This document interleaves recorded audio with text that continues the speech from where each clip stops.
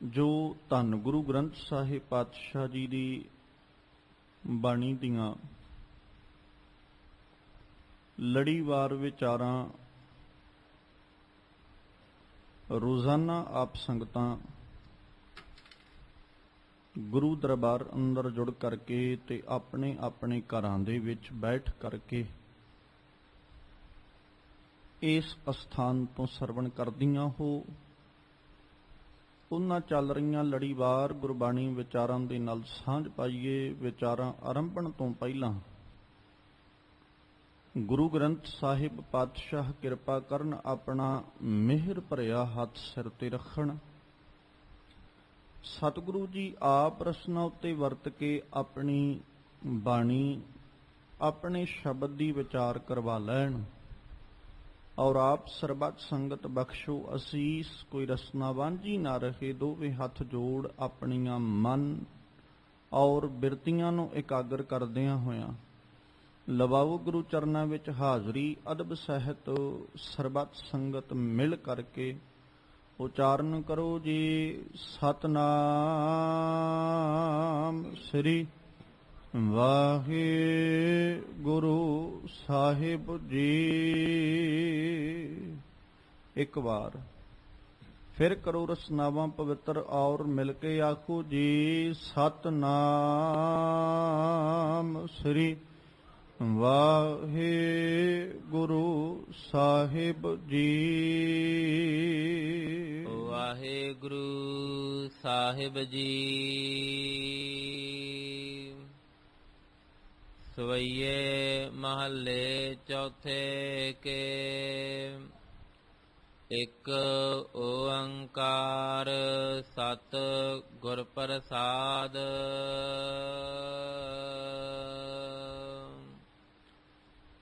ਕੀਆ ਖੇਲ ਬੜ ਮੇਲ ਤਮਾਸ਼ਾ। ਵਾਹਿਗੁਰੂ ਤੇਰੀ ਸਭ ਰਚਨਾ। ਤੂੰ ਜਲ ਥਲ ਗਗਨ ਪਿਆਲ ਪੂਰ ਰਹਿਆ। ਅੰਮ੍ਰਿਤ ਤੇ ਮੀਠੇ ਜਾਂ ਕੇ ਬਚਨਾ।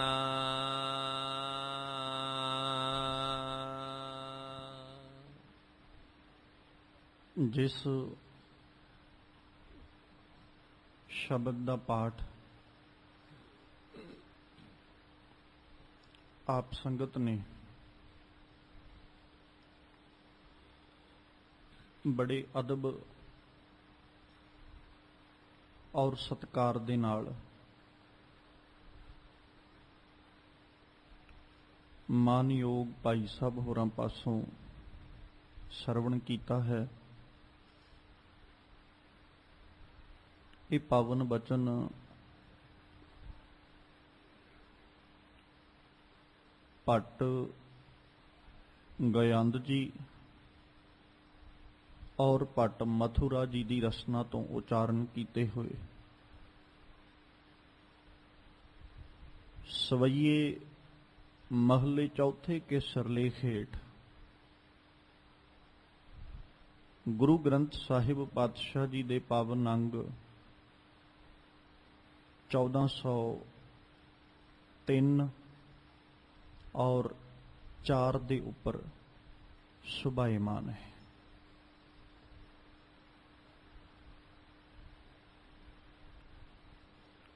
ਇਨ੍ਹਾਂ ਪਾਵਨ ਬਚਨਾਂ ਦੇ ਰਾਹੀਂ ਜੋ ਪਹਿਲਾਂ ਅੱਜ ਭੱਟ ਗਯੰਦ ਜੀ ਨੇ ਜ਼ਿਕਰ ਕੀਤਾ,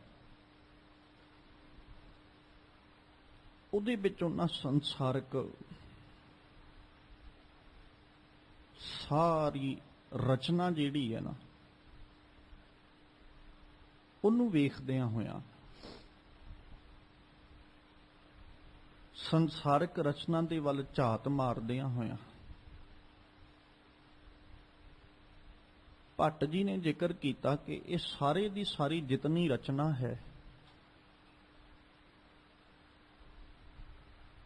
ਇਹ ਅਕਾਲ ਪੁਰਖ ਪਰਮਾਤਮਾ ਦਾ ਇੱਕ ਬੜਾ ਵੱਡਾ ਖੇਡ ਹੈ।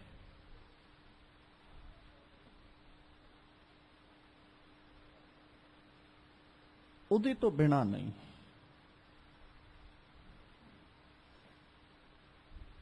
ਤੇ ਜ਼ਿਕਰ ਜਿਹੜਾ ਉਹ ਕਰ ਰਹੇ ਨੇ ਉਹ ਇਹੀ ਕਰ ਰਹੇ ਵੀ ਧੰਨ ਗੁਰੂ ਰਾਮਦਾਸ ਜੀ ਤੁਸੀਂ ਪਰਮੇਸ਼ਵਰ ਸਰੂਪ ਹੋ, ਰੱਬ ਦਾ ਰੂਪ ਹੋ।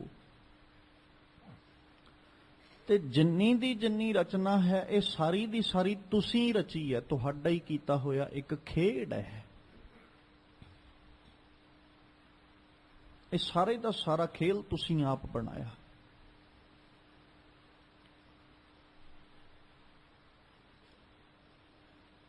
ਔਰ ਇਸ ਖੇਲ ਦੇ ਅੰਦਰ ਤੁਸੀਂ ਆਪ ਹੀ ਕੱਲੇ ਕੱਲੇ ਜੀਵ ਨੂੰ ਖੇਡਣ ਵੀ ਲਾਇਆ ਹੋਇਆ। ਖੇਡ ਰਿਹਾ ਕੱਲਾ ਕੱਲਾ ਜੀਵ, ਕਿਉਂਕਿ ਇਹ ਇੱਕ ਬੜਾ ਵੱਡਾ ਤਮਾਸ਼ਾ ਹੈ ਜੋ ਰੱਬ ਵੱਲੋਂ ਬਣਾਇਆ ਗਿਆ। ਸਤਿਗੁਰੂ ਜੀ ਨੇ ਬਾਣੀ ਅੰਦਰ ਇਹਨਾਂ ਬਾਤਾਂ ਦੀ ਪ੍ਰੋੜਤਾ ਕਰਦਿਆਂ ਰੱਬ ਨੂੰ ਇੱਕ ਬਾਜੀਗਰ ਵੀ ਦੱਸਿਆ ਵੀ ਅਕਾਲ ਪੁਰਖ ਇੱਕ ਬੜਾ ਵੱਡਾ ਬਾਜੀਗਰ ਹੈ। ਤੇ ਉਹ ਬਾਜੀਗਰ ਐਡਾ ਵੱਡਾ ਵੀ ਉਹਨੇ ਸਾਰੀਆਂ ਬਾਜੀਆਂ ਆਪਾਂ ਸਾਰੇ ਉਹਨੇ ਬਣਾਤੇ। ਜਿਵੇਂ ਕਹਿੰਦੇ ਬਾਜੀਗਰ ਬਾਜੀ ਪਾਉਂਦਾ, ਉਦਾਂ ਹੀ ਇਹ ਸਾਰੀ ਦੀ ਸਾਰੀ ਖਲਕਤ ਤਮਾਸ਼ੇ ਵਿੱਚ ਆਈ ਹੋਈ ਹੈ। ਖਲਕਤ ਵੀ ਤਮਾਸ਼ਾ ਬਣੀ ਹੋਈ ਹੈ। ਬਾਜੀਗਰ ਜੈਸੇ ਬਾਜੀ ਪਾਈ ਸਭ ਖਲਕ ਤਮਾਸ਼ਾ ਆਈ। ਸਾਰੇ ਦੀ ਸਾਰੀ ਖਲਕਤ ਕੀ ਹੈ? ਤਮਾਸ਼ੇ ਵਿੱਚ ਹੈ, ਤਮਾਸ਼ੇ ਰੂਪ ਵਿੱਚ ਹੈ। ਉਸ ਮਾਲਕ ਨੇ ਬਣਾਈ ਹੈ ਤੇ ਇਹ ਆਈ ਹੋਈ ਹੈ। ਸਾਰੀ ਦੀ ਸਾਰੀ ਖਲਕਤ ਹੈ ਇੱਕ ਖੇਡ। ਇਸੇ ਖੇਡ ਨੂੰ ਵੇਖ ਕੇ ਕਦੇ ਭਗਤ ਜੀ ਆਪਣੀ ਰਸਨਾ ਤੋਂ ਬੋਲਦੇ ਨੇ ਤੇ ਉਹਨਾਂ ਜ਼ਿਕਰ ਕਰਦੇ ਆਖਿਆ ਸੀ, ਮਾਟੀ ਕੋ ਪੁੱਤਰਾ ਕੈਸੇ ਨਚਤ ਹੈ। ਇੱਕ ਪੁਤਲਾ ਮਿੱਟੀ ਦਾ ਕਹਿੰਦੇ ਨੱਚ ਰਿਹਾ। ਹੁਣ ਇਹ ਨੱਚਦਾ ਵੀ ਐਡੇ ਅਦਭੁਤ ਜਿਹੇ ਤਰੀਕੇ ਨਾਲ ਹੈ, ਐਡੀ ਹੈਰਾਨੀਜਨਕ ਤਰੀਕੇ ਨਾਲ ਹੈ। ਜਬ ਕਛ ਪਾਵੇ ਤਬ ਗਰਭ ਕਰਤ ਹੈ, ਮਾਇਆ ਗਈ ਤਬ ਰੋਵਣ ਲਗਤ ਹੈ। ਇਹਦੇ ਨੱਚਣ ਦਾ ਤਰੀਕਾ। ਔਰ ਇਹ ਪੁਤਲਾ ਐਡਾ ਅਦਭੁਤ ਬਣਾਇਆ ਉਸ ਅਕਾਲ ਪੁਰਖ ਨੇ। ਇਹ ਦੇਖਦਾ ਵੀ ਹੈ, ਸੁਣਦਾ ਵੀ ਹੈ ਤੇ ਬੋਲਦਾ ਵੀ ਹੈ। ਭੱਜਿਆ ਹੀ ਫਿਰਦਾ ਸਾਰਾ ਦਿਨ। ਹੈ ਇਹ ਪੁਤਲਾ ਹੈ ਤੇ ਰੱਬ ਦੀ ਬਣਾਈ ਇੱਕ ਕਠਪੁਤਲੀ ਹੀ ਆ ਨਾ ਆਪਾਂ। ਉਹਨੇ ਬਸ ਆਪਣੇ ਹੁਕਮ ਦੀਆਂ ਤੰਦਾਂ ਜਿਹੜੀਆਂ ਨੇ ਉਹ ਸਾਡੇ ਉੱਤੇ ਬੰਨੀਆਂ ਹੋਈਆਂ। ਜਿਵੇਂ ਇੱਕ ਨਾਚ ਵਿਖਾਉਣ ਵਾਲਾ ਕਠਪੁਤਲੀਆਂ ਦਾ, ਉਹਨਾਂ ਖਿਡੌਣਿਆਂ ਦਾ, ਉਹਨਾਂ ਦੀਆਂ ਤਾਰਾਂ ਉਹ ਆਪਣੇ ਹੱਥ 'ਚ ਰੱਖਦਾ ਨਾ ਤੇ ਆਪਣੀ ਮਰਜ਼ੀ ਦੇ ਨਾਲ ਉਹਨਾਂ ਦੀਆਂ ਕਦੇ ਬਾਹਾਂ ਨੂੰ ਉਤਾਂਹ ਕਰਾਉਂਦਾ, ਕਦੇ ਉਹਨਾਂ ਦੀਆਂ ਲੱਤਾਂ ਨੂੰ ਅਗਾਂਹ ਲੈ ਕੇ ਮਤਲਬ ਉਹਨਾਂ ਨੂੰ ਤੋਰਨ ਲਾ ਦਿੰਦਾ ਹੈ। ਕਦੇ ਕਿਸੇ ਤਰ੍ਹਾਂ ਦੇ ਤਮਾਸ਼ੇ ਤੇ ਕਦੇ ਕਿਸੇ ਤਰ੍ਹਾਂ ਦੇ ਤਮਾਸ਼ੇ ਉਹ ਬਾਜੀਗਰ ਵਿਖਾਉਂਦਾ। ਤੇ ਕਹਿੰਦੇ ਅਕਾਲ ਪੁਰਖ ਪਰਮੇਸ਼ਵਰ ਨੇ ਵੀ ਆਪਣੇ ਜਿਹੜੀ ਹੁਕਮ ਦੀ ਜੇਵਰੀ ਹੈ ਨਾ ਉਹ ਇਹਦੇ ਉੱਤੇ ਰੱਖੀ ਹੋਈ ਹੈ। ਤੇ ਉਹਨੇ ਇਸ ਢੰਗ ਨਾਲ ਜੇਵਰੀਆਂ ਪਾਈਆਂ ਕਿ ਚੱਲਦਾ ਇਹ ਜੀਵ ਉਸੇ ਦੇ ਹੁਕਮ ਵਿੱਚ ਹੈ, ਉਹਦੇ ਤੋਂ ਬਾਹਰ ਨਹੀਂ। ਤਮਾਸ਼ਾ ਉਹਦਾ ਬਣਾਇਆ ਹੈ। ਕਠਪੁਤਲੀ ਕੋਲ ਆਪ ਕੋਲ ਹਿੰਮਤ ਨਹੀਂ ਹੈ ਕਿ ਉਹ ਆਪੇ ਉਹਦੇ ਝੋਲੇ ਵਿੱਚੋਂ ਨਿਕਲੇ ਤੇ ਤਮਾਸ਼ੇ ਵਿੱਚ ਆ ਜਾਏ। ਕਠਪੁਤਲੀ ਝੋਲੇ ਚੋਂ ਨਿਕਲਦੀ ਹੋਈ ਉਦੋਂ ਹੈ ਜਦੋਂ ਉਹ ਖਿਡਾਉਣ ਵਾਲਾ, ਖੇਲ ਵਿਖਾਉਣ ਵਾਲਾ ਆਪ ਉਹਨੂੰ ਕੱਢਦਾ ਹੈ। ਤੇ ਜੀਵ ਵੀ ਸਮਾਜ ਤੇ ਉਦੋਂ ਹੀ ਆਉਂਦਾ ਹੈ ਜਦੋਂ ਅਕਾਲ ਪੁਰਖ ਭੇਜਦਾ ਹੈ, ਉਦੋਂ ਪਹਿਲਾਂ ਨਹੀਂ। ਇਹ ਸਾਰਾ ਇੱਕ ਬੜਾ ਵੱਡਾ ਖੇਡ ਹੈ ਉਸ ਅਕਾਲ ਪੁਰਖ ਪਰਮੇਸ਼ਵਰ ਦਾ ਬਣਾਇਆ। ਤੇ ਅੱਜ ਭੱਟ ਜੀ ਨੇ ਨਾ ਬੜਾ ਸੋਹਣਾ ਜ਼ਿਕਰ ਕੀਤਾ। ਕਹਿੰਦੇ ਧੰਨ ਗੁਰੂ ਰਾਮਦਾਸ ਜੀ, ਜਦੋਂ ਮੈਂ ਸਾਰੇ ਦੇ ਸਾਰੇ ਸੰਸਾਰ ਵੱਲ ਝਾਤ ਮਾਰੀ ਵੇਖਿਆ ਤੇ ਕੀ ਨਜ਼ਰ ਆਉਂਦਾ, ਕੀਆ ਖੇਲ ਵੱਡ ਮੇਲ ਤਮਾਸ਼ਾ, ਵਾਹਿਗੁਰੂ ਤੇਰੀ ਸਭ ਰਚਨਾ। ਸਤਿਗੁਰੂ ਇਹ ਤੇਰੀ ਰਚਨਾ ਸਾਰੀ ਦੀ ਸਾਰੀ, ਜਿੰਨਾ ਖੇਲ ਕੀਤਾ ਹੋਇਆ, ਵੱਡਾ ਤਮਾਸ਼ਾ ਰਚਿਆ ਹੋਇਆ, ਇਹ ਸਾਰੀ ਤੁਹਾਡੀ ਰਚਨਾ ਹੈ। ਸਤਿਗੁਰੂ ਬਾਣੀ 'ਚ ਕਹਿੰਦੇ ਜੀ ਜੰਤ ਸਭ ਤੇਰਾ ਖੇਲ। ਸਾਰੇ ਦਾ ਸਾਰਾ ਖੇਡ ਅਕਾਲ ਪੁਰਖ ਜੀ ਤੁਹਾਡਾ। ਔਰ ਖੇਡ ਐਸਾ ਹੈ ਕਿ ਜੀਵ ਵਿਜੋਗ ਦਾ ਦੁੱਖ ਵੀ ਤੁਹਾਡੀ ਰਜ਼ਾ ਵਿੱਚ ਤੇ ਸੰਜੋਗ ਦਾ ਸੁੱਖ ਵੀ ਉਹਨੂੰ ਤੁਹਾਡੀ ਰਜ਼ਾ ਵਿੱਚ ਮਿਲਦਾ। ਵਿਜੋਗ ਮਿਲ ਵਿਛੜਿਆ ਸੰਜੋਗੀ ਮੇਲ। ਖੇਡ ਹੈ ਉਸ ਅਕਾਲ ਪੁਰਖ ਦਾ ਤਮਾਸ਼ਾ ਬਣਾਇਆ ਹੋਇਆ, ਇੱਕ ਰਚਨਾ ਰਚੀ ਹੋਈ ਹੈ। ਜਿਹਨੂੰ ਸਤਿਗੁਰੂ ਅਰਜਨ ਦੇਵ ਪਾਤਸ਼ਾਹ ਬੋਲਦੇ, ਉਹ ਕਹਿੰਦੇ ਵੀ ਉਹ ਅਕਾਲ ਪੁਰਖ ਪਰਮੇਸ਼ਵਰ ਨੇ ਇਸ ਢੰਗ ਦੇ ਨਾਲ ਰਚਨਾ ਰਚੀ, ਇਸ ਢੰਗ ਨਾਲ ਉਹਨੇ ਸਾਰੇ ਦਾ ਸਾਰਾ ਤਮਾਸ਼ਾ ਬਣਾਇਆ ਕਿ ਆਪਣ ਖੇਲ ਆਪ ਵਰਤੀਜਾ, ਨਾਨਕ ਕਰਨੇ ਹਾਰ ਨਾ ਦੂਜਾ। ਹੈ ਹੀ ਨਹੀਂ ਕੋਈ ਦੂਜਾ ਕਰਨ ਵਾਲਾ।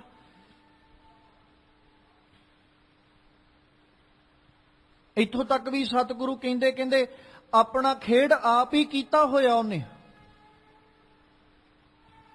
ਜਿੱਥੇ ਉਹਨੇ ਆਪਣਾ ਖੇਡ ਆਪ ਕੀਤਾ ਨਾ, ਉੱਥੇ ਨਾਲ ਮਾਲਕ ਪਾਤਸ਼ਾਹ ਕਹਿੰਦੇ ਜਦੋਂ ਖੇਲ ਨੂੰ ਸੰਕੋਚਦਾ ਹੈ, ਉਹ ਖੇਡ ਇਕੱਠਾ ਕਰਦਾ, ਤੇ ਖੇਡ ਤੋਂ ਬਾਅਦ ਚ ਕੌਣ ਬਚ ਜਾਂਦਾ? ਇੱਕ ਖਿਡਾਉਣ ਵਾਲਾ।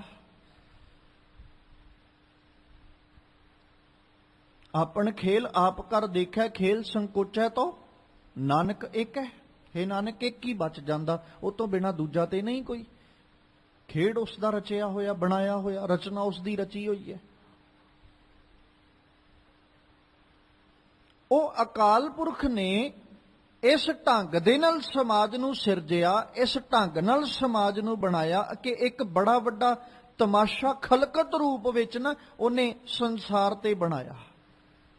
ਤੇ ਹਰ ਇੱਕ ਜੀਵ ਇਸ ਤਮਾਸ਼ੇ ਅੰਦਰ ਆਪਣਾ ਜਿਹੜਾ ਜ਼ਿੰਮੇਵਾਰੀ ਹੈ ਜਾਂ ਆਪਣਾ ਰੋਲ ਜਿਹੜਾ ਇਹਨੂੰ ਰੱਬ ਨੇ ਦਿੱਤਾ ਹੋਇਆ, ਉਹ ਆਪਣਾ ਰੋਲ ਅਦਾ ਕਰ ਰਿਹਾ। ਕੋਈ ਕਿਸੇ ਤਰ੍ਹਾਂ ਦਾ ਰੋਲ ਅਦਾ ਕਰ ਰਿਹਾ, ਕੋਈ ਕਿਸੇ ਤਰ੍ਹਾਂ ਦਾ ਰੋਲ ਅਦਾ ਕਰ ਰਿਹਾ। ਕੋਈ ਮਾਂ ਦੇ ਰੂਪ ਵਿੱਚ, ਕੋਈ ਪਿਤਾ ਦੇ ਰੂਪ ਵਿੱਚ, ਕੋਈ ਪੁੱਤਰ ਦੇ ਰੂਪ ਵਿੱਚ, ਕੋਈ ਧੀ ਦੇ ਰੂਪ ਵਿੱਚ, ਤੇ ਕੋਈ ਪਤਨੀ ਦੇ ਰੂਪ ਵਿੱਚ, ਕੋਈ ਪਤੀ ਦੇ ਰੂਪ ਵਿੱਚ, ਕੋਈ ਭਰਾ ਦੇ ਰੂਪ ਵਿੱਚ, ਕੋਈ ਭੈਣ ਦੇ ਰੂਪ ਵਿੱਚ। ਇਹ ਸਾਰੇ ਉਸ ਮਾਲਕ ਦੇ ਦਿੱਤੇ ਹੋਏ ਰੋਲ ਨੇ ਜਿਹੜਾ ਜੀਵ ਅਦਾ ਕਰ ਰਿਹਾ। ਵੇਖੋ, ਜਦੋਂ ਰੱਬ ਰੋਲ ਦਿੰਦਾ ਹੈ ਉਦੋਂ ਹੀ ਅਦਾ ਹੁੰਦਾ ਨਾ। ਪਹਿਲੋਂ ਜੇ ਰੱਬ ਨੇ ਘਰ ਦੇ ਵਿੱਚ ਔਲਾਦ ਪੈਦਾ ਕੀਤੀ ਤੇ ਉਹ ਜੇ ਪੁੱਤਰ ਹੈ, ਤੇ ਹੁਣ ਉਹਨੂੰ ਇਕੱਲਾ ਇੱਕੋ ਰੋਲ ਮਿਲਿਆ ਵੀ ਉਹਨੇ ਪੁੱਤਰ ਹੋਣ ਦੀ ਜ਼ਿੰਮੇਵਾਰੀ ਨਿਭਾਉਣੀ। ਉਹ ਆਪਣਾ ਰੋਲ ਅਦਾ ਕਰ ਰਿਹਾ। ਹੁਣ ਉਸ ਤੋਂ ਬਾਅਦ ਚ ਅਕਾਲ ਪੁਰਖ ਦੀ ਰਜ਼ਾ ਘਰ ਵਿੱਚ ਇੱਕ ਹੋਰ ਔਲਾਦ ਨੇ ਜਨਮ ਲਿਆ, ਤੇ ਉਹ ਹੁਣ ਰੱਬ ਨੇ ਲੜਕੀ ਰੂਪ ਵਿੱਚ ਜਦੋਂ ਔਲਾਦ ਦਿੱਤੀ, ਹੁਣ ਉਹਨਾਂ ਦੋਵਾਂ ਨੂੰ ਇੱਕ ਇੱਕ ਰੋਲ ਮਿਲ ਗਿਆ। ਉਹਨਾਂ ਨੇ, ਇੱਕ ਨੇ ਪੁੱਤਰ ਦਾ ਰੋਲ ਨਿਭਾਉਣਾ, ਇੱਕ ਨੇ ਧੀ ਦਾ। ਹੁਣ ਦੋਵਾਂ ਨੇ ਫਿਰ ਆਪਸ ਵਿੱਚ ਰੋਲ ਵੀ ਅਦਾ ਕਰਨਾ। ਇੱਕ ਦਾ ਰੋਲ ਹੈ ਭੈਣ ਦੇ ਰੂਪ ਵਿੱਚ, ਤੇ ਇੱਕ ਦਾ ਰੋਲ ਹੈ ਭਰਾ ਦੇ। ਜਿਵੇਂ ਜਿਵੇਂ ਉਹਨਾਂ ਨੂੰ ਰੋਲ ਮਿਲਦਾ ਜਾਂਦਾ, ਤਿਵੇਂ ਤਿਵੇਂ ਜੀਵ ਅਦਾ ਕਰਦੇ ਨੇ। ਉਸ ਮਾਲਕ ਦਾ ਇੱਕ ਬੜਾ ਵੱਡਾ ਤਮਾਸ਼ਾ ਹੈ। ਸਤਿਗੁਰੂ ਪਾਤਸ਼ਾਹ ਜੀ ਨੇ ਨਾ, ਜਿੱਥੇ ਭੱਟ ਜੀ ਨੇ ਇਹ ਜ਼ਿਕਰ ਕੀਤਾ, ਉੱਥੇ ਨਾ ਭਾਈ ਗੁਰਦਾਸ ਜੀ ਨੇ ਬੜਾ ਪਿਆਰਾ ਇੱਕ ਆਪਣੀ ਰਚਨਾ ਦੇ ਰਾਹੀਂ ਨਾ ਉਹਨਾਂ ਨੇ ਅਕਾਲ ਪੁਰਖ ਪਰਮੇਸ਼ਵਰ ਦੀ ਬਾਤ ਕਰਦਿਆਂ ਹੋਇਆਂ ਤੇ ਜ਼ਿਕਰ ਕੀਤਾ ਵੀ ਉਸ ਅਕਾਲ ਪੁਰਖ ਨੇ ਸਾਰੀ ਸਿਰਜਣਾ ਆਪ ਕੀਤੀ, ਤੇ ਉਹ ਇਸ ਤਰੀਕੇ ਨਾਲ ਉਹਨੇ ਸਿਰਜਣਾ ਕੀਤੀ ਕਿ ਸੱਚਾ ਸਿਰਜਣਹਾਰ ਸੱਚ ਸਮਾਇਆ। ਉਹ ਸਾਰੇ ਦਾ ਸਾਰਾ ਸੱਚਾ ਸਿਰਜਣਹਾਰ ਜਿਹੜਾ ਸਾਰੀ ਦੀ ਸਾਰੀ ਰਚਨਾ ਨੂੰ ਸਿਰਜ ਰਿਹਾ, ਤੇ ਉਹਨੇ ਇਸ ਢੰਗ ਨਾਲ ਸਿਰਜਿਆ ਕਿ ਸਾਰੀ ਦੀ ਸਾਰੀ ਰਚਨਾ ਸਿਰਜ ਕੇ ਫਿਰ ਸੱਚ ਸਮਾਇਆ। ਉਹ ਆਪ ਵਿੱਚ ਸਮਾ ਗਿਆ, ਆਪ ਵਿੱਚ ਬਹਿ ਗਿਆ, ਪਰਿਪੂਰਨ ਹੋ ਗਿਆ ਉਹ ਆਪ। ਉਹਦੇ ਤੋਂ ਮੁਨਕਰ ਨਹੀਂ ਅਸੀਂ ਹੋ ਸਕਦੇ। ਜਿਹੜੀ ਵੀ ਸਿਰਜਣਾ ਇੱਥੇ ਸਾਨੂੰ ਨਜ਼ਰ ਆ ਰਹੀ ਹੈ ਜਾਂ ਜੋ ਵੀ ਦਿਸ ਰਿਹਾ ਹੈ, ਉਹਦੇ ਵਿੱਚ ਅਕਾਲ ਪੁਰਖ ਪਰਮੇਸ਼ਵਰ ਨੇ ਆਪਣਾ ਆਪਾ ਟਿਕਾਇਆ, ਆਪ ਉਹ ਵਿੱਚ ਸਮਾਇਆ ਹੈ। ਅਸੀਂ ਉਹਦੇ ਤੋਂ ਮੁਨਕਰ ਕਦਾ ਚਿੱਤ ਵੀ ਨਹੀਂ ਹੋ ਸਕਦੇ। ਅਸੀਂ ਉਹਦੇ ਇਸ ਹਰ ਇੱਕ ਜਗ੍ਹਾ ਦੇ ਉੱਤੇ ਵਸੇ ਹੋਏ ਰੂਪ ਨੂੰ ਸਾਨੂੰ ਪ੍ਰਵਾਨਣਾ ਹੀ ਪਏਗਾ। ਅਸੀਂ ਕਦਾਚਿਤ ਇਹ ਨਹੀਂ ਆਖ ਸਕਦੇ ਕਿ ਇਸ ਜਗ੍ਹਾ ਉੱਤੇ ਅਕਾਲ ਪੁਰਖ ਪਰਮੇਸ਼ਵਰ ਦੀ ਜਿਹੜੀ ਜੋਤ ਹੈ ਉਹ ਕੰਮ ਨਹੀਂ ਕਰ ਰਹੀ। ਸੱਚਾ ਸਿਰਜਣਹਾਰ ਸੱਚ ਸਮਾਇਆ। ਫਿਰ ਸਤਿਗੁਰੂ ਜੀ ਦੀ ਸ਼ੋਭਾ ਕਰਦੇ ਆ, ਉਸ ਅਕਾਲ ਪੁਰਖ ਦੀ ਵਡਿਆਈ ਕਰਦੇ ਆ। ਭਾਈ ਗੁਰਦਾਸ ਜੀ ਨੇ ਜ਼ਿਕਰ ਕੀਤਾ, ਕਹਿੰਦੇ ਜਿੱਥੇ ਉਹਨੇ ਸੱਚ ਨੇ ਸਾਰੇ ਦਾ ਸਾਰਾ ਸਿਰਜਣਾ ਕੀਤੀ, ਰਚਨਾ ਰਚੀ ਨਾ, ਉੱਥੇ ਉਹਨੇ ਫਿਰ ਆਪ ਕੀ ਕੀਤਾ, ਸੱਚੋਂ ਉਹਨੇ ਸਾਰੀ ਦੀ ਸਾਰੀ ਪੌਣ ਜਿਹੜੀ ਨਾ ਉਹਨੂੰ ਸਿਰਜਿਆ। ਸੱਚੋਂ ਉਪਜੈ ਪੌਣ ਘਟ ਘਟ ਛਾਇਆ। ਹੁਣ ਸਾਰੀ ਦੀ ਸਾਰੀ ਸੱਚ ਤੋਂ ਪੌਣ ਪੈਦਾ ਹੋਈ, ਹਵਾ ਪੈਦਾ ਹੋਈ। ਹਵਾ ਫਿਰ ਇੱਕ ਇੱਕ ਘਟ ਵਿੱਚ ਸਵਾਸ ਰੂਪ ਬਣ ਕੇ ਸਾਰਿਆਂ ਵਿੱਚ ਛਾਈ ਹੋਈ ਹੈ। ਹਵਾ ਸਾਰਿਆਂ ਵਿੱਚ ਬੈਠੀ ਹੈ। ਜ਼ਿੰਦਗੀ ਰੂਪ ਜੇ ਆਪਾਂ ਕਵਾਂਗੇ ਤੇ ਹਵਾ ਹੀ ਹੈ ਨਾ, ਜਿਹੜੀ ਜੀਵਨ ਰੂਪ ਹੋ ਕੇ ਸਾਰਿਆਂ ਵਿੱਚ ਵਰਤ ਰਹੀ ਹੈ। ਸੱਚੋਂ ਉਪਜੈ ਪੌਣ ਘਟ ਘਟ ਛਾਇਆ। ਫਿਰ ਪਵਨੋਂ ਪਾਣੀ ਸਾਜ, ਕਹਿੰਦੇ ਫਿਰ ਉਹਨੇ ਇੱਕ ਖੇਡ ਰਚੀ। ਅਕਾਲ ਪੁਰਖ ਨੇ ਸਿਰਜਣਾ ਰਚੀ, ਤੇ ਸਿਰਜਣਾ ਵਿੱਚ ਉਹਨੇ ਕੀ ਕੀਤਾ, ਪਾਣੀ ਤੋਂ, ਹਵਾ ਤੋਂ ਉਹਨੇ ਪਾਣੀ ਪੈਦਾ ਕੀਤਾ। ਪਵਨੋਂ ਪਾਣੀ ਸਾਜ, ਸੀਸ ਨਵਾਇਆ। ਪਾਣੀ ਨੇ ਆਪਣਾ ਸੀਸ ਨਵਾਇਆ, ਭਾਵ ਉਹਦੀ ਰਜ਼ਾ ਵਿੱਚ ਰਾਜ਼ੀ ਹੋਇਆ। ਫਿਰ ਜਿੱਥੇ ਪਵਨ ਤੋਂ ਉਹਨੇ ਪਾਣੀ ਨੂੰ ਸਾਜਿਆ, ਉਹ ਪਾਣੀ ਤੋਂ ਹੁਣ ਉਹਨੇ ਅਗਾਂਹ ਅੱਗ ਦੀ ਸਿਰਜਣਾ ਕੀਤੀ। ਹੁਣ ਨੀਰੋਂ ਅਗਨੀ ਹੋਏ ਵਣਖੰਡ ਛਾਇਆ, ਸਾਰੇ ਵਣਖੰਡ ਵਿੱਚ ਅੱਗ ਨੇ ਆਪਣਾ ਪ੍ਰਭਾਵ ਪਾ ਲਿਆ। ਹੁਣ ਜਿੱਥੇ ਸੱਚ ਤੋਂ ਹਵਾ ਪੈਦਾ ਹੋਈ, ਤੇ ਇਹਨੂੰ ਸਤਿਗੁਰੂ ਨੇ ਬਾਣੀ 'ਚ ਵੀ ਜ਼ਿਕਰ ਕੀਤਾ, ਜਿਹੜਾ ਆਪਾਂ ਸ਼ਬਦ ਪੜ੍ਹਦੇ ਹਾਂ ਨਾ, ਜਲ ਤੇ ਤ੍ਰਿਭਵਨ ਸਾਜਿਆ ਘਟ ਘਟ ਜੋਤ ਸਮੋਏ। ਉਹਨੇ ਸਾਰੇ ਦਾ ਸਾਰਾ ਖੇਡ ਹੀ ਇਸ ਢੰਗ ਨਾਲ ਬਣਾਇਆ। ਪਹਿਲੋਂ ਸੱਚ, ਭਾਵ ਉਹਦਾ ਆਪਣਾ ਆਪਾ, ਜਿਹਨੂੰ ਆਪਾਂ ਸ਼ਬਦ ਰੂਪ ਕਹਿ ਸਕਦੇ ਹਾਂ। ਸ਼ਬਦ ਜਦੋਂ ਉਹਨੇ ਉਚਾਰਿਆ, ਹਵਾ ਪੈਦਾ ਹੋਈ, ਹਵਾ ਵਿੱਚ ਪਾਣੀ ਦੇ ਕਣ ਸਨ, ਪਾਣੀ ਪੈਦਾ ਹੋਇਆ। ਤੇ ਉਹ ਪਾਣੀ ਤੋਂ ਹੁਣ ਭਾਈ ਗੁਰਦਾਸ ਕਹਿੰਦੇ ਫਿਰ ਉਹਨੇ ਅੱਗ ਸਾਜੀ। ਹੁਣ ਅਗਨੀ ਸਾਜਣ ਤੋਂ ਬਾਅਦ ਵਿੱਚ ਉਹਨੇ ਐਸੀ ਰਚਨਾ ਰਚੀ, ਇਸ ਢੰਗ ਨਾਲ ਉਹਨੇ ਬਣਤਰ ਬਣਾਈ ਕਿ ਉਹ ਅਕਾਲ ਪੁਰਖ ਨੇ ਹੁਣ ਅੱਗ ਤੋਂ ਬਿਰਖ ਜਿਹੜੇ ਉਹਨਾਂ ਦੀ ਸਿਰਜਣਾ ਕੀਤੀ।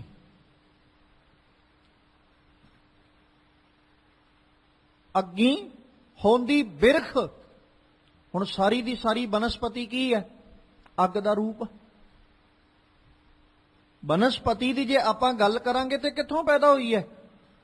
ਜੇ ਆਪਾਂ ਬਨਸਪਤੀ ਦੇ ਅੰਦਰ, ਜਿਵੇਂ ਆਪਾਂ ਸਤਿਗੁਰੂ ਦੀ ਬਾਣੀ ਪੜ੍ਹਦੇ ਹਾਂ, ਤੇ ਮਾਲਕ ਪਾਤਸ਼ਾਹ ਜੀ ਦੀ ਬਾਣੀ ਵਿੱਚ ਸਤਿਗੁਰੂ ਨੇ ਆਪ ਜ਼ਿਕਰ ਕੀਤਾ ਕਿ ਉਹਨੇ ਕਾਸਟ ਦੇ ਵਿੱਚ, ਲੱਕੜ ਦੇ ਵਿੱਚ ਅੱਗ ਵੀ ਉਹਨੇ ਆਪ ਹੀ ਰੱਖੀ ਹੋਈ ਹੈ। ਅੱਗ ਉਹਨੇ ਵਿੱਚ ਰੱਖੀ ਹੈ, ਬਸ ਉਹਨੂੰ ਬਾਹਰੋਂ ਇੱਕ ਚੰਗਿਆਰੀ ਦੇਣ ਦੀ ਲੋੜ ਹੈ। ਅੱਗ ਦੇ ਭਾਂਬੜ ਬਲ ਜਾਂਦੇ ਨੇ।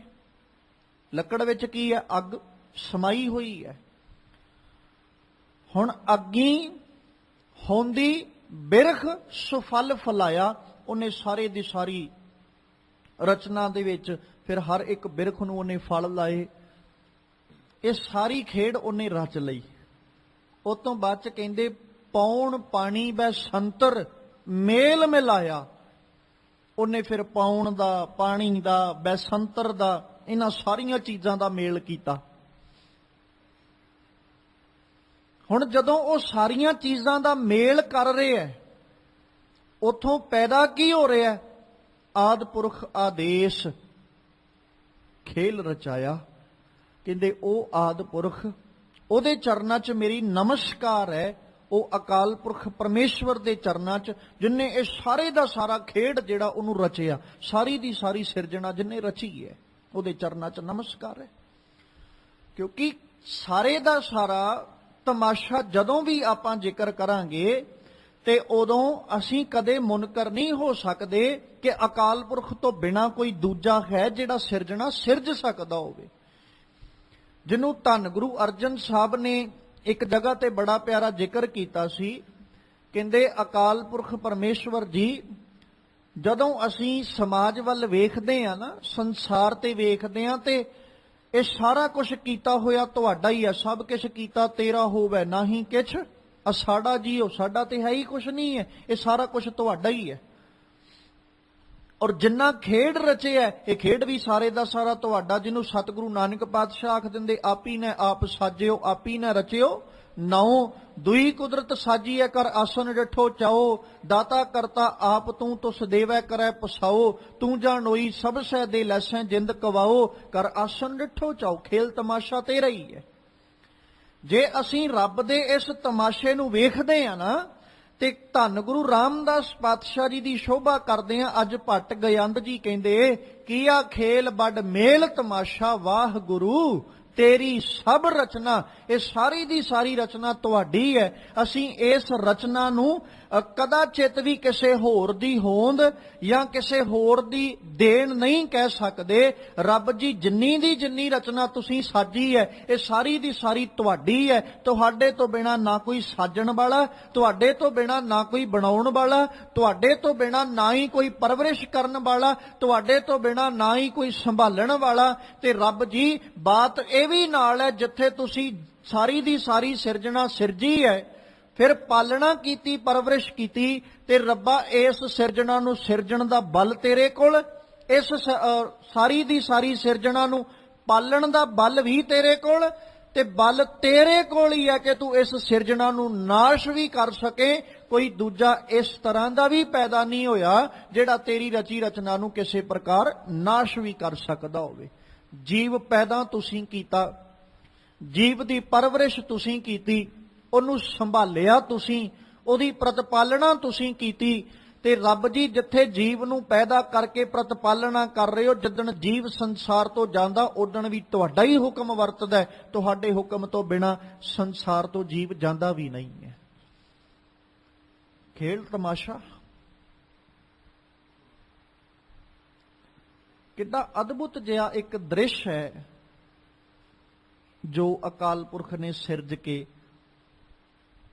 ਸਾਰੇ ਦੇ ਸਾਰੇ ਜੀਵ ਉਹਨੇ ਨਾਲ ਬਣਾਤੇ। ਵੇਖੋ ਜਿਹੜੇ ਜੀਵ ਪੈਦਾ ਕੀਤੇ ਨਾ, ਉਹਨੇ ਇਸ ਢੰਗ ਨਾਲ ਪੈਦਾ ਕੀਤੇ ਕਿ ਹਰ ਜੀਵ ਆਪਣੇ ਆਪਣੇ ਕਰਮਾਂ ਵਿੱਚ ਹੀ ਲੱਗਾ ਪਿਆ। ਕਿਵੇਂ ਸਮਾਜ ਵਿੱਚ ਹਫੜਾ ਦਫੜੀ ਪਈ, ਕਿਵੇਂ ਸਮਾਜ ਦੇ ਅੰਦਰ ਹਰ ਇੱਕ ਜੀਵ ਆਪਣੇ ਆਪਣੇ ਕਾਰਜਾਂ ਵਾਲੇ ਪਾਸੇ ਦੌੜਿਆ ਜਾਂਦਾ, ਕੋਈ ਕਿਸੇ ਪਾਸੇ ਦੌੜਿਆ ਜਾਂਦਾ, ਕੋਈ ਕਿਸੇ ਪਾਸੇ। ਖੇਡ ਤਮਾਸ਼ਾ ਹੀ ਹੈ ਨਾ ਉਸ ਮਾਲਕ ਦਾ, ਇੱਕ ਖੇਲ ਹੈ ਜਿਹੜਾ ਉਹਨੇ ਬਣਾ ਦਿੱਤਾ।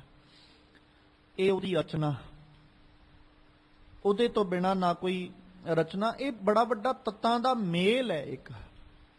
ਤੇ ਤਮਾਸ਼ਾ ਜਿਹੜਾ ਹੁਣ ਆਪਾਂ ਜਦੋਂ ਸੰਸਾਰਕ ਤੌਰ ਤੇ ਦੇਖਦੇ ਹਾਂ, ਕਿਸੇ ਹਸਤੀ ਦਾ ਹੋਂਦ, ਅਸੀਂ ਕਿਸੇ ਵਸਤੂ ਨੂੰ ਬਣਾਇਆ, ਪਦਾਰਥ ਨੂੰ ਬਣਾਇਆ ਤੇ ਕਿਸੇ ਨਾ ਕਿਸੇ ਮੈਟੀਰੀਅਲ ਨੂੰ ਯੂਜ਼ ਕੀਤਾ, ਚਾਹੇ ਲੱਕੜ ਦੇ ਰੂਪ ਚ ਕਹਿ ਲਈਏ, ਪੱਥਰ ਦੇ ਰੂਪ ਚ ਕਹਿ ਲਈਏ, ਲੋਹੇ ਦੇ ਰੂਪ ਵਿੱਚ ਆਖ ਲਈਏ, ਅਸੀਂ ਕੋਈ ਨਾ ਕੋਈ ਮਟੀਰੀਅਲ ਯੂਜ਼ ਕੀਤਾ। ਪਰ ਰੱਬ ਨੇ ਜਦੋਂ ਤਮਾਸ਼ਾ ਰਚਿਆ, ਉਹਨੇ ਇਦਾਂ ਦਾ ਕੋਈ ਮਟੀਰੀਅਲ ਯੂਜ਼ ਨਹੀਂ ਕੀਤਾ। ਉਹਨੇ ਯੂਜ਼ ਕੀ ਕੀਤਾ? ਮਾਂ ਕੀ ਰਕਤ ਪਿਤਾ ਬਿੰਦ ਧਾਰਾ, ਮੂਰਤ ਸੂਰਤ ਕਰ ਆਪਾਰਾ। ਉਹਨੇ ਆ ਚੀਜ਼ਾਂ ਨੂੰ ਵਰਤਿਆ। ਤੇ ਹੁਣ ਉਹਦੇ ਵਿੱਚ ਕੀ ਕੁਝ ਸਮਾਇਆ ਹੈ? ਹਵਾ ਵੀ ਹੈ, ਪਾਣੀ ਵੀ ਹੈ, ਅੱਗ ਵੀ ਹੈ, ਧਰਤੀ ਵੀ ਹੈ ਤੇ ਆਕਾਸ਼ ਵੀ ਹੈ। ਸੁਮੇਲ ਦੋ ਚੀਜ਼ਾਂ ਦਾ ਹੀ ਹੈ, ਮਾਂ ਕੀ ਰਕਤ ਪਿਤਾ ਬਿੰਦ ਧਾਰਾ। ਪਰ ਉਹਦੀ ਸਾਰੀ ਦੀ ਸਾਰੀ ਉਹ ਸੁਮੇਲ ਦੇ ਵਿੱਚ ਆ ਪੰਜ ਤੱਤ ਵੀ ਨੇ ਨਾ, ਕਿਉਂਕਿ ਸਰੀਰ ਤੇ ਪੰਜਾਂ ਤੱਤਾਂ ਤੋਂ ਹੀ ਬਣਨਾ ਜਾ ਕੇ। ਹਵਾ ਦਾ ਸੁਮੇਲ ਵੀ ਹੋਏਗਾ, ਉਹ ਤੋਂ ਬਾਅਦ ਚ ਜਿੱਥੇ ਹਵਾ ਹੈ ਉੱਥੇ ਅੱਗ ਵੀ ਹੈ, ਪਾਣੀ ਵੀ ਹੈ, ਧਰਤੀ ਵੀ ਹੈ, ਜਿਹਨੂੰ ਆਪਾਂ ਮਿੱਟੀ ਵੀ ਕਹਿ ਸਕਦੇ ਹਾਂ, ਆਕਾਸ਼ ਵੀ ਹੈ।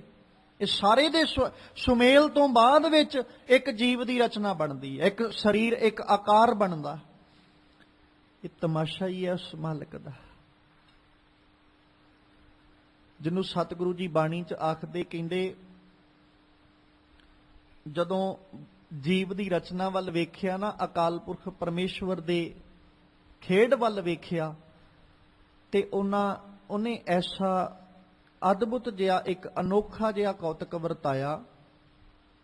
ਜਲ ਕੀ ਭੀਤ, ਪਵਨ ਕਾ ਥੰਬਾ, ਰਕਤ ਬੂੰਦ ਕਾ ਗਾਰਾ। ਇਹ ਸਾਰਾ ਕੁਝ ਬਣਾ ਕੇ ਉਹਨੇ ਹਾੜ ਮਾਸ ਨਾਰੀ ਕੋ ਪਿੰਜਰ ਆ ਸਿਰਜਿਆ। ਤੇ ਇਹਦੇ ਵਿੱਚ ਕੀ ਕੀਤਾ? ਪੰਖੀ ਵਸੈ ਵਿਚਾਰਾ। ਇਹ ਸਾਰੀ ਰਚਨਾ ਉਹਨੇ ਰਚਤੀ। ਤਮਾਸ਼ਾ ਉਸ ਮਾਲਕ ਦਾ। ਉਹ ਤੋਂ ਬਾਅਦ ਚ ਕਹਿੰਦੇ ਰੱਬ ਜੀ, ਫਿਰ ਤੂੰ ਜਲ ਥਲ ਗਗਨ ਪਿਆਲ ਪੂਰ ਰਹਿਆ।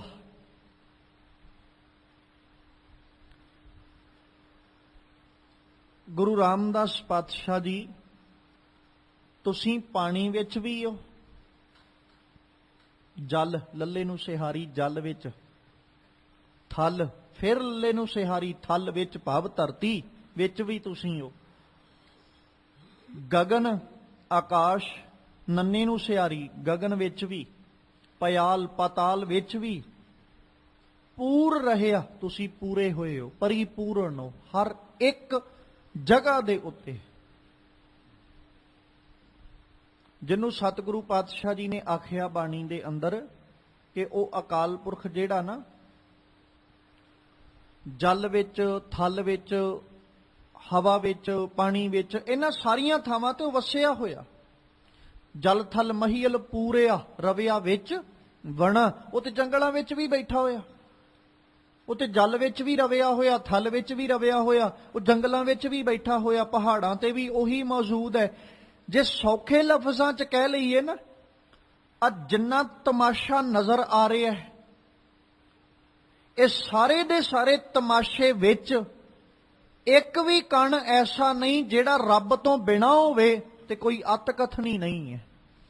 ਮਤਲਬ ਇੱਕ ਨਿੱਕਾ ਜਿਹਾ ਕਿਣਕਾ ਵੀ ਰੱਬ ਕਰਕੇ ਹੀ ਹੋਂਦ ਵਿੱਚ ਆਇਆ, ਤੇ ਉਹ ਜਿਹੜਾ ਕਿਣਕਾ ਰੱਬ ਕਰਕੇ ਹੋਂਦ ਵਿੱਚ ਆਇਆ ਹੈ ਨਾ, ਉਸ ਕਿਣਕੇ ਵਿੱਚ ਵੀ ਉਹਨੇ ਆਪਣਾ ਆਪਾ ਰੱਖਿਆ ਹੈ। ਕਿਣਕਾ ਵੀ ਉਹਦੇ ਤੋਂ ਬਿਨਾਂ ਨਹੀਂ ਹੈ।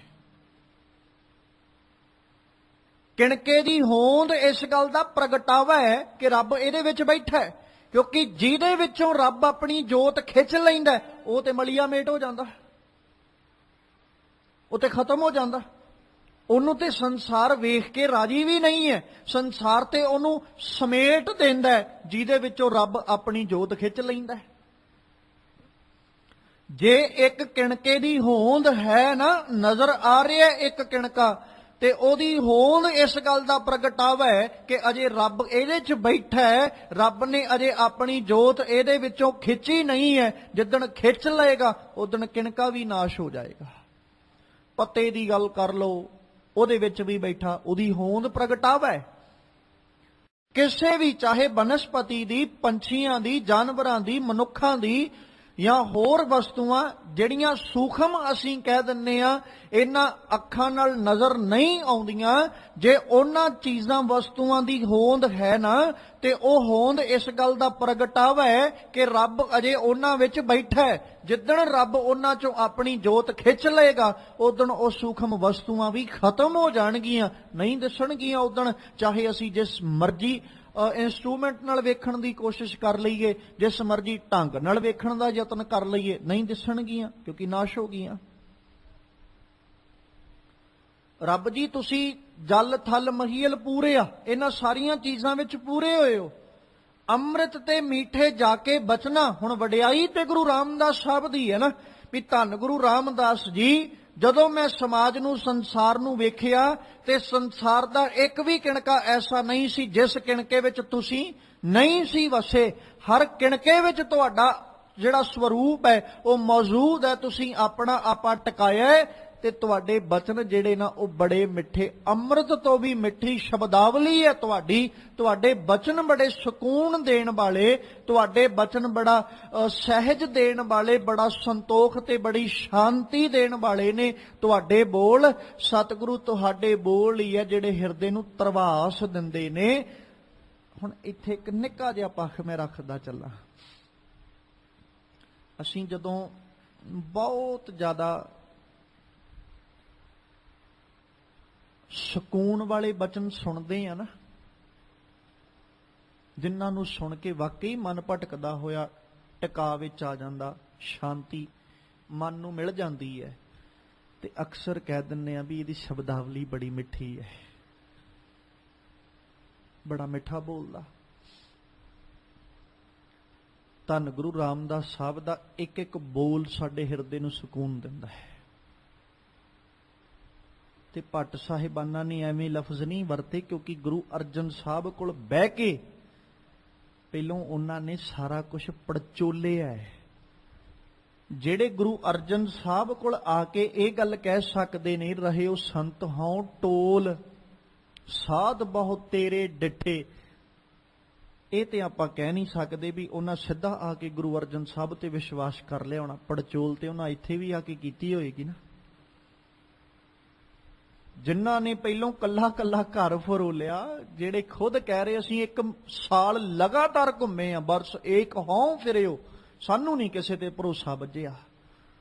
ਕੋਈ ਐਸਾ ਨਜ਼ਰ ਨਹੀਂ ਆਇਆ ਜਿਹਦੇ ਉੱਤੇ ਮਨ ਰੀਝ ਪਏ, ਮਨ ਪਰਚ ਜਾਏ। ਬਰਸ ਏਕ ਹਉ ਫਿਰਿਓ ਕਿਨੇ ਨਾ ਪਰਚੋ ਲਾਇਓ, ਕਹਿਤਿਓ ਕਹਿਤੀ ਸੁਣੀ, ਰਹਿਤ ਕੋ ਖੁਸ਼ੀ ਨਾ ਆਇਓ। ਕਿਸੇ ਕੋਲੋਂ ਕੁਛ ਨਜ਼ਰ ਨਹੀਂ ਆਇਆ।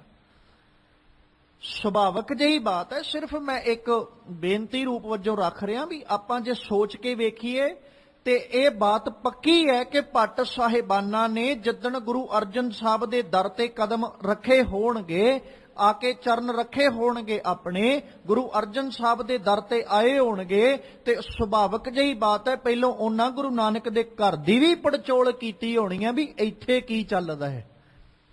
ਫੇਰ ਹੀ ਵਿਸ਼ਵਾਸ ਬਣਿਆ ਨਾ, ਫੇਰ ਹੀ ਭਰੋਸਾ ਬਣਿਆ।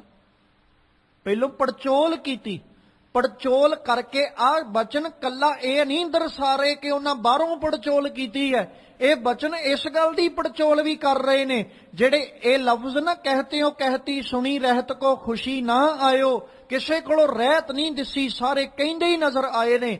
ਪਰ ਧੰਨ ਗੁਰੂ ਅਰਜਨ ਦੇਵ ਪਾਤਸ਼ਾਹ ਜਦੋਂ ਗੁਰੂ ਨਾਨਕ ਦੇ ਘਰ ਚ ਆਏ, ਇੱਥੇ ਕਹਿਣਾ ਵੀ ਹੈ ਤੇ ਇੱਥੇ ਕਰਨੀ ਵੀ ਹੈ, ਇੱਥੇ ਕਹਿਣੀ ਵੀ ਹੈ ਤੇ ਇੱਥੇ ਰਹਿਤ ਵੀ ਹੈ। ਜੋ ਆਖਦੇ ਹੋ ਉਹ ਹੁੰਦਾ ਵੀ ਹੈ।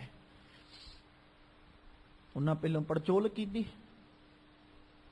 ਕਿਉਂਕਿ ਵੇਖਿਆ ਕੀ ਸੀ, ਸੰਨਿਆਸੀ ਤਪਸੀ ਮੁਖੋਂ ਇਹ ਪੰਡਤ ਮਿੱਠੇ, ਸਾਰੇ ਵੇਖੇ ਵੀ ਮਿੱਠੇ ਨੇ, ਉੱਪਰੋਂ ਉੱਪਰੋਂ ਹੀ ਮਿੱਠੇ ਨੇ, ਪਰ ਰਹਿਤ ਕਿਸੇ ਕੋਲ ਵੀ ਨਹੀਂ ਹੈ, ਜੀਵਨ ਕਰਕੇ ਮਿਠਾਸ ਕਿਸੇ ਕੋਲ ਵੀ ਨਹੀਂ ਹੈ। ਪਰ ਧੰਨ ਗੁਰੂ ਅਰਜਨ ਸਾਹਿਬ ਜੀ ਤੁਹਾਡੇ ਦਰ ਤੇ ਆ ਕੇ ਇਹ ਬਾਤ ਮਹਿਸੂਸ ਕੀਤੀ ਹੈ ਕਿ ਇੱਥੇ ਰਹਿਤ ਵੀ ਹੈ, ਇੱਥੇ ਕਹਿਣੀ ਵੀ ਹੈ, ਜੋ ਆਖਿਆ ਜਾਂਦਾ ਉਹ ਕੀਤਾ ਵੀ ਜਾਂਦਾ ਹੈ। ਤੇ ਮਾਲਕਾ ਜਿਹੜਾ ਸਕੂਨ ਤੇਰੇ ਦਰ ਤੋਂ ਆ ਕੇ ਮਿਲਿਆ ਉਹ ਕਿਤੇ ਹੋਰ ਨਹੀਂ। ਜਦੋਂ ਉਹਨਾਂ ਗੁਰੂ ਰਾਮਦਾਸ ਸਾਹਿਬ ਦੇ ਬਾਣੀ ਨੂੰ ਸੁਣਿਆ ਹੋਣਾ, ਸਤਿਗੁਰੂ ਰਾਮਦਾਸ ਸਾਹਿਬ ਦੇ ਬੋਲਾਂ ਨੂੰ ਸੁਣਿਆ ਹੋਣਾ, ਕਿਉਂਕਿ ਇਹ ਨਹੀਂ ਸੀ ਹੁੰਦਾ ਕਿ ਜਿਹੜੇ ਗੁਰੂ ਸਾਹਿਬਾਨ ਗੁਰਤਾ ਗੱਦੀ ਤੇ ਬੈਠੇ ਉਹਨਾਂ ਦੇ ਦਰਬਾਰ 'ਚ ਸਿਰਫ ਉਹਨਾਂ ਦੀ ਬਾਣੀ ਦਾ ਕੀਰਤਨ ਹੁੰਦਾ।